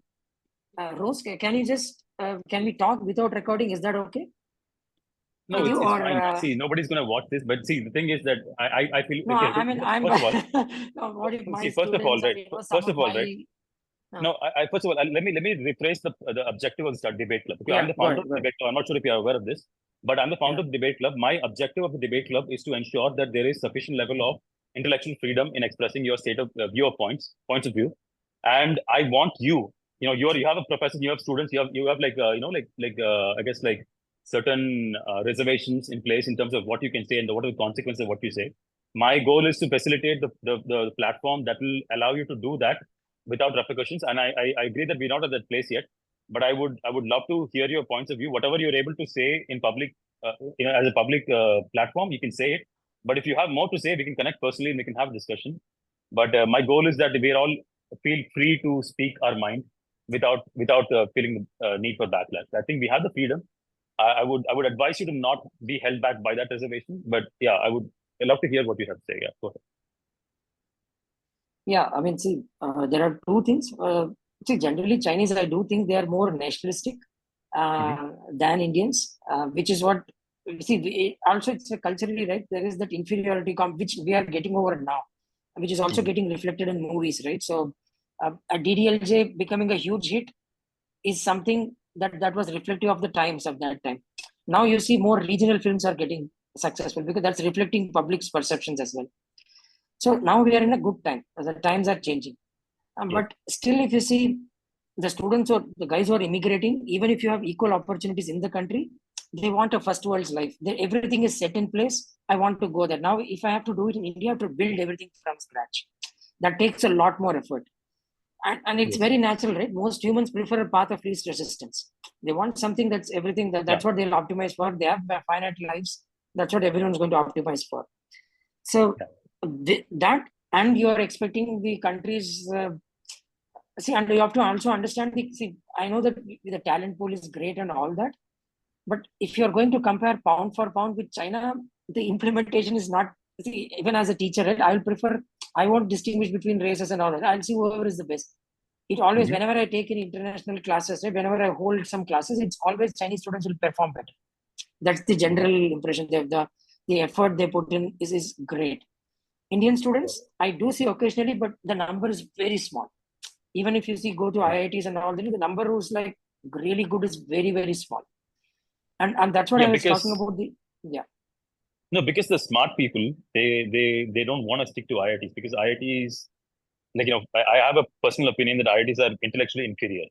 You have like a local perception that IITs are superior, but that's only among the uninformed public. The general may be different. See, there will always be exceptions in other colleges. There will be sometimes best engineers happen to be out, but now there is YouTube, right? So you get to, when we were graduating, right? So at that time, YouTube was up and coming.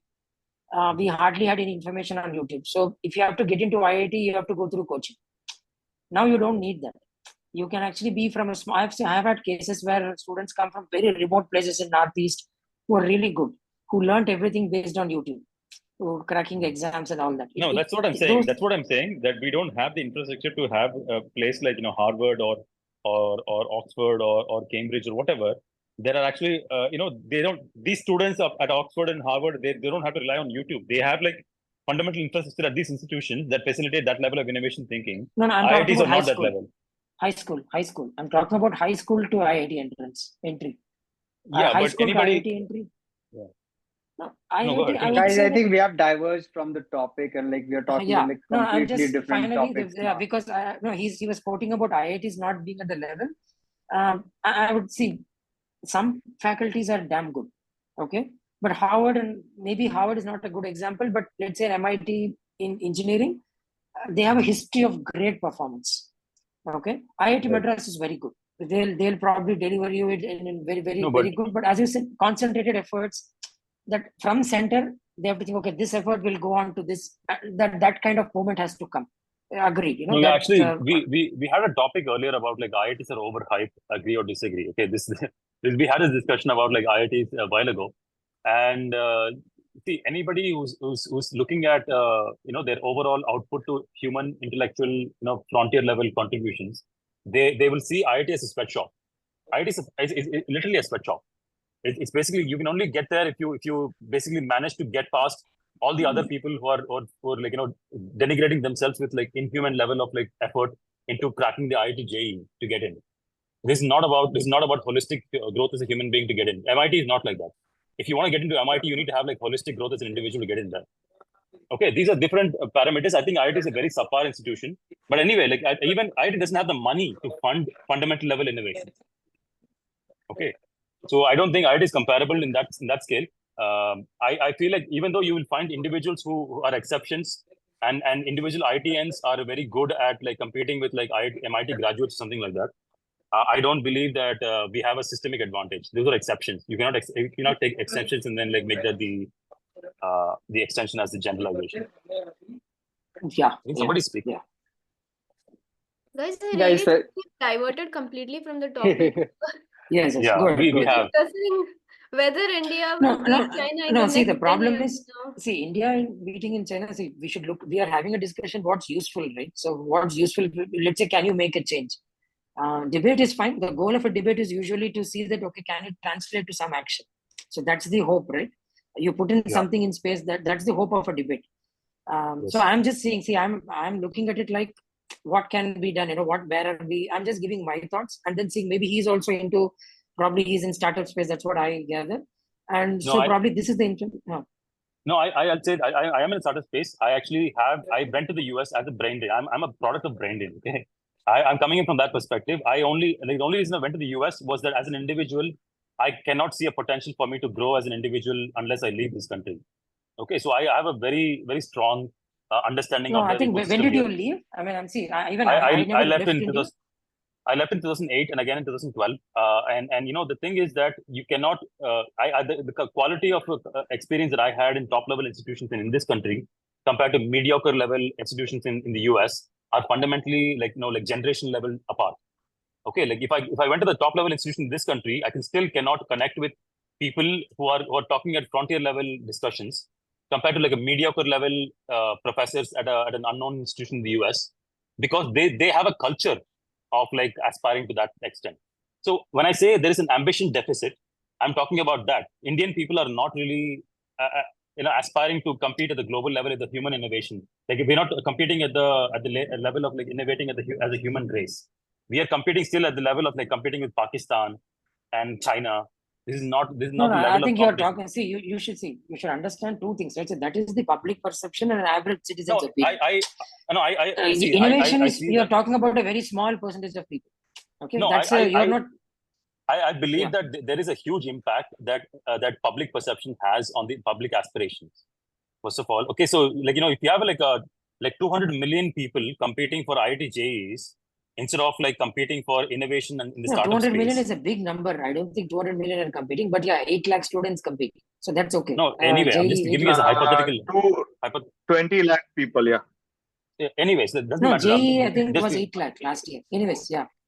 So I'm Go just trying to get an example of the scale of competition. So the scale of competition is more towards getting into IIT rather than getting into like a space of like innovation. Like a lot of people who are getting into IIT, they're not focusing on innovation as a factor of measurement of their progress. They still are stuck in a past we generation. do have. See, I do have some structural. That's what. See, I'm young. I mean, I'm not old enough. So our plan is to take some things into action. So can we change the education system, and then so that's what we are looking at. They're looking at meaning the academics, at least some of us, my friends. So what we are looking at is, can we overhaul the current? See, right now what happens is that Indian students are good. The IT students are exceptional at theory. If you see, all the best computer theory publications comes from Indians. Even the I'm not worried about whether in India or US. I'm talking about general Indian talents. What we are lacking right now is the implementation part, the practical part, the experimentation part. So how do we focus that? We have to kill the quota business. See, that's a big business that's running, and a lot of people are employed because of that. You say randomly government comes down on that, right? That will put a lot of people out of business, employment. So government doesn't want to touch that. So how do we dismantle that and then change the aspirations of the youth? Guys, I have to leave now, but I want to make a closing argument saying that, see, my point is that as a society, right, we have to talk at this level. I think I have a wonderful experience of this conversation. I think Chambian, Suri, Saju, you guys have made a really, really wonderful contribution to this discussion. And I want this level of discussion happening in Indian society as a large. We do not see this level of discussion happening on NDTV or like Republic World or whatever. These are mainstream institutions. No, it does happen on LinkedIn and everywhere. I mean, see, no, that's what I'm saying. These are like small bubbles you're talking about. I'm talking about the larger scale. The larger scale is still talking about like cracking the IIT JEE. They're still talking about like aspiring to, like they have a generational aspiration to crack the NEET or IIT JEE. That is the level of like population level evolution that we are in.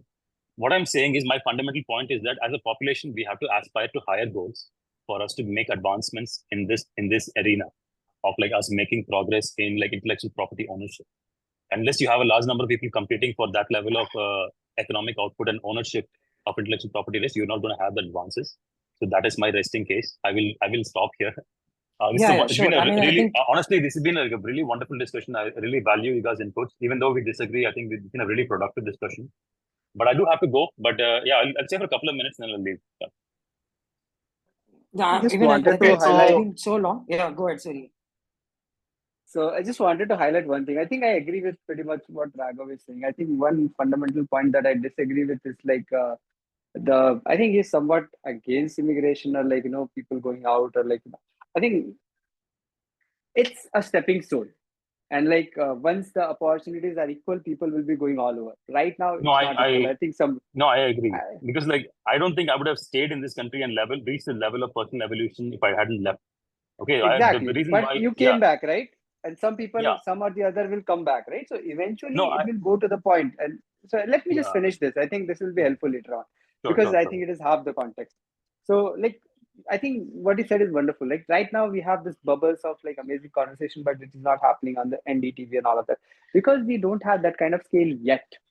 But like Mhm. things start from a bubble. So like great, it's happening, and a lot of it is influenced because people are going out and they're exploring things and coming back, contributing in different ways. Everybody doesn't contribute in the same way. Like for example, if somebody from the family goes out of India, they do something nice, they might bring other people from India. But like a lot of people see like oh, roads can be like this, education can be like this, so people aspire, like slowly people know, okay, this is possibility.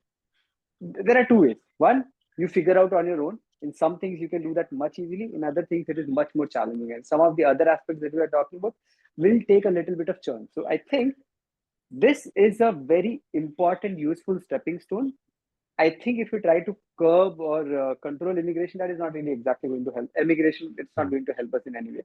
It is a No, stepping stone, probably. I agree. I think immigration is fundamentally important, because like Right. if you don't have immigration, right, you're not going to have this level of conversation. First of all, a lot of Exactly. people So need to get out to understand the global scale, because as a right, country, and right, we are very insular. We don't Right. talk about the global scale Yeah. of competition. right, and I Suri, think that you is should a also feeling. contribute, right? So, I mean, debating is one thing, but we should also equivalently contribute. So that's important. No, The No, people we who are can debating definitely should talk also. about that. I But what I'm agree saying that is like, no, I agree with Suri yeah, that it's a stepping stone, right? It's basically you have to like talk about it before you can take action. So start exactly. talking is actually a stepping stone. Yeah. Okay. See, Raghav, I went to the US in 2014 for some work, and whatever happened to you, the opposite happened to me. When I went there, I started believing more in the idea of India, So because that's what happened to me. okay, then the same thing happened. So I believe that people are the same everywhere, all over the world. They are the same. If we allow them the freedom to establish their own business and share the risk among the nation, right? That would what would help them grow. That kind of risk appetite has gone from the Indian medium enterprises and Indian small level enterprises. If we can bring it back, I believe we will have space for innovation and space for ambition. Thanks. Yeah. Just Guys, wanted to highlight one completely different line. I think like this was an excellent debate. Sorry, Raghav, if you can just hold on for like 30 seconds. So I think we agreed on several different fundamental points. What I was like found surprising was like I think we were going about in very, very different ways, and then that took a lot of time. Like I'm just like trying to align overall. I felt like we agreed on a lot of things and we had like very, very minor disagreements. And over the time we kind of realized it, but it would be interesting to figure out how we can do a little bit better, so that we can talk about the really more interesting topics, like what Champion was trying to get at, like how we can actually convert this into actions. Just Yeah. some food for thought if people are aligned. No. Thank you. Actually, that's perfect. Actually, I still feel like all of us in this debate, right? Even though we have like passionate disagreements, I feel like we're all fundamentally aligned. I think the whole point of this debate club, right? The whole point for me to start this debate club was to facilitate this level of conversation where we are having like intellectual discourse with strangers, talking about these things in nuanced fashion. And we've achieved that. We've achieved that on this session. But moving forward, right, actually, we are working on a product. I want you guys to stick with our community because like we're actually making some significant progress in bringing this in scale. Unless we have like a large scale implementation of this level of conversation and discourse, intellectual discourse, we are not going to achieve that level of progress. So I'm actually building an app. This is something that I want to announce right now. We are actually building an app for the debate club where we can have like large scale intellectual conversations in multilingual landscape where like people can have like this kind of discussion in local languages, because like as an English speaking population, we're a very minuscule amount of the larger population here. So we're building like a multilingual platform where people can sign up for in-person debate sessions in their local regions about topics that are relevant for their local ecosystems, and they can have this level of conversation. Unless we have this, we cannot make progress. So I want to like accelerate the evolution of societal narrative by involving a larger number of people into these kinds of intellectually nuanced conversations. I think my reason for starting the debate club was the vacuum that I saw in like the kind of like frontier level innovation, like a nuanced intellectual debates and discourse. It doesn't matter how informed you are. The more you engage in this kind of discussion, you get more informed. So we are actually building on that. I would want you to stick around with the community to like see where we go from here. But with that said, I have to leave now. Thank you so much you guys for joining, and thank you so much, Rose, for being such a wonderful host. You've done a great job, and thank you everyone for being respectful and communicating your views. I have to go now. Thank you so much, guys. Bye. See you, Raghav. Thank you. See you. Bye-bye. It's been a great session, guys. It's been a great session. I just sat here listening to you for 4 hours straight without being bored. I'm taking that as a success. Like, all of you guys had such insightful points to make. And honestly, the amount of knowledge and experience you're bringing in, that's just like deserving of applause. That's all I have to say to you guys. Like, this debate, especially, like, there was so much disagreement, but also, like, there was so much intellectual input that cannot be disagreed with at the same time. Like, that was the best part, according to me. You guys can also drop little feedbacks if you want to before we end the session. First of all, I want to call this out. I think you're like the really exceptional host. You summarize things very interestingly, and also are not like very intrusive, because I've seen that like sometimes passions flare up and like everybody gets a little bit more passionate, and I just really love that bit. And I think I was looking for like I've been a big fan of debates. I used to do that back in the college. I was looking for it. I found this club. It's very nice, very interesting. Helps create some good platforms. So I'm more keen on like how this transpires. Thank you, guys. I'm so glad you're enjoying being a part of the debate club, and thank you for the compliment. So what was your maximum strength? So generally this is the strengths you get, is it? I mean, this is my second time hosting, very honestly. Oh, I don't okay, usually okay, host, okay. but I think on average we have like 9 to 12 members. Oh, okay. Yeah, I try to No, if you guys, like increase the reach. Yeah. Okay. Yeah, if you guys, I mean, Suri or anyone, Suri, you're a student, is it? No, I've been working for like 10 years now. Oh, 10 years. Oh, okay. Okay. Doesn't Yeah, look sure. like I it, thought huh? if it's no, the voice didn't sound like that. I thought it was younger voice. That's it. Yeah. Thank you for the So compliment. yeah, so that's okay. So if you guys are interested, you can actually. I mean, I have lots of these discussions on LinkedIn, but it's mostly I stick to most technical stuff because students everywhere follow that. So if you guys are interested, we talk lots. I mean, we are planning to have a good discussion.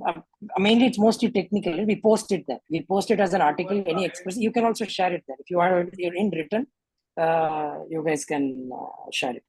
Yeah. Okay. That's all. I mean, I just joined because someone suggested that I should take part in some social. That's my recommendation. It came from somewhere that I should. So I just randomly checked on Claude, and it just showed some meetup applications. So I just joined. That's it. I had no intention of joining. It was recommended that I participated in some social without people out of my community.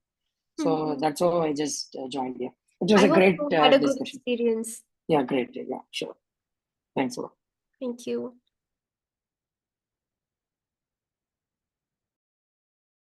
I think like we talk about like quite a few. Sorry, going again, if that's okay. Yeah. So I Yeah. think like I have participated like this is my second or third session. Like first one I just listened. I try to participate. In general, I have a habit of like jumping in. So I'm kind of trying to hold Wait, up I to that. think you actually, your first session was when I was first hosting, if I'm not wrong. Yes. Yeah. Probably yes. No, I think I did attend one before that. I raised my hand like twice, and just it was a long queue. And then what I wanted to say was Oh. lost. Then I just listened to that one, and then like later on, I thought I should contribute. So actually, the first session that you hosted is where I first talked, for that matter. Uh, so I've been part of some, and I think we take wide range of topic, which is very nice. But I find like some of topics which go a little bit more in terms of like which kind of open up the window of like potential of what can we do. I think those are Yeah. very interesting. Like some of the topics that we did talk about were like very high level and a little bit political, and I think where we can just express an opinion, that's the end of it. I think those are like good topics as a filler, but these are like much more much more better topics that kind of help us kind of like generate some value out of it or get some very interesting ideas. But yeah, I think and not anything against those topics as well. I think I learned a lot about social economics, and I realized that people just know about every freaking incident that's happening in the country. Like I just cannot keep up. So that was interesting as well. It's like people talk about cases after cases after cases. I'm like, oh shit. Like Oh my people gosh. remember precisely this date, this happened to this person with names and all. Yeah, that's I'm terrible commendable. with names. That's amazing. Like I am terrible with names. Like you can talk logic with me, numbers, this, that. If you start talking about names and precise dates, that's a nightmare. And I'm just like impressed with that kind of thing. So that's interesting. Anyways, I don't know how much useful what I just said was, but that's just an expression of my experience. No, that's great. That's great. That's any kind of feedback is great. See, I feel that if we talk about exact definitions, we can find out the uh, the places where we are having holes in our thinking, holes as in HOLES holes. So the exact definition being, what do we exactly mean by a progressed India, right? If you try to put some meaning to that, right? For example, in the US, we consider US as very progressed, but if you talk to people in the Siju, US, can I think you guys want to continue, or is the session No, I because think we are just winding it up at this point. Like, so you can probably put out a list of topics to discuss, and then probably see the topics of interest will definitely be what can be done for talent pool development and manufacturing. So these are some very interesting. If there are any aligned topics with topics which interest me as well, I'll definitely join. I think you have that Excel sheet, right? That's what you guys posted. yeah, So the once form. if I register, we'll get a mail every time, right? Or I think we have a form where you can drop your suggestions for the topics. I mean, if I understand right, once I register once, every week we get a reminder, right? That this meeting is going to happen, or Yeah, how I did mean, you guys do it? now I'm not sure if it is going to be an email system, but in the WhatsApp community, yes, like there are weekly reminders. So how did you guys join, Suri? Did you guys go to the Meetup website and then join, or you already received through emails? So I mostly ended up like you. I was bored. I was looking for like debates have always been interesting for me. So just looking for something and landed up Meetup and found you. But to answer your question, so basically, if you join this group of Meetup on the Meetup, I don't know, they call it Meetup community group or something. I don't remember exactly. If you do that and if you enable your email newsletter or something from them, subscription, basically they will send you an email whenever there is a next event. Okay. Right. So Okay. there you can kind of join that event, and then you will also get a Zoom link. But I think as Rose was saying, if you join the WhatsApp groups, that is where they also put the Zoom links and all. So if you want like Yeah, an there is email based, also in the WhatsApp community, we also have a group where you can have like text-based debates, right? I'll ask Raghav to share it on Meetup because my keyboard has been unresponsive since morning. so this is probably a small suggestion. I think you can also create events on WhatsApp. Like if you're creating events on Meetup, if you can create the parallel events on WhatsApp, I think it will probably help kind of keep track by just one application. Like right now, I like Meetup, but this is the only group that I'm subscribed so far. So for that specifically, I'm not big fan of like getting spammed with the emails. So that will probably help make things better, at least for me. But I don't know if it helps others. No, But I because hope I may not be JBM. able to. Yeah, I may not be able to join every meeting. See, this happened because, as I said, right, I was not bored or anything. It's just recommended by someone that I do this. So in that process, I just asked Claude, right? I just asked the app, no, the Claude AI. I just asked the question: is there anything? Then it listed this website. So then I just went through that and saw through this. That's why if there is a topic of interest, I'll definitely join it. May not be every meeting. I may not. So all three of you are from Meetup, right? So in that case, you can go to the Meetup group, and in the description part, there is the link to the WhatsApp group. You can join the WhatsApp group from there. Okay. So there is no other mailing or something is not there? Or? So I'm Fabian, really there not is. sure about the mailing part, to be honest. Oh, okay. But You're in saying the you description, enable the mailing option and it'll email me everything. That's what you're saying, right? No, no, email I'm telling you, notifications. I'm not sure if there is an email system in place. That's what I'm telling you, because this is my second time hosting, so I'm still trying to figure things out. Right. I think Suri is Fabian, saying Meetup, yeah, Meetup. So like if you subscribe to a group or community, if they have events, right, you will get a notification. So every time they have an event, they post it on Meetup. So you will get an email in terms of what is the topic and like if there is any pre-work or anything like that along with that. So you can decide and choose. So I think the concern that you have is kind of sorted out by them already. Sorry, I'm sorry, Rose, if I'm jumping in here and you wanted to answer that. No. Okay, guys. I hope Fabian, it's been that great. helps you. Yeah, All right. sure. In that case, I think we can wind up, right? Yeah. So if anybody wants to join the WhatsApp group, it's in the. No, I think Saju, you are saying something. I'm sorry, I interrupted you. You can finish it no out problem. and then. Yeah. No, I was rambling on with my thoughts. So I think we can stop here. Yeah. All right, guys. It's been a great session. See you guys. Yeah. Thank you guys. Good day. Bye-bye. Thank you. Really nice to talk to you all.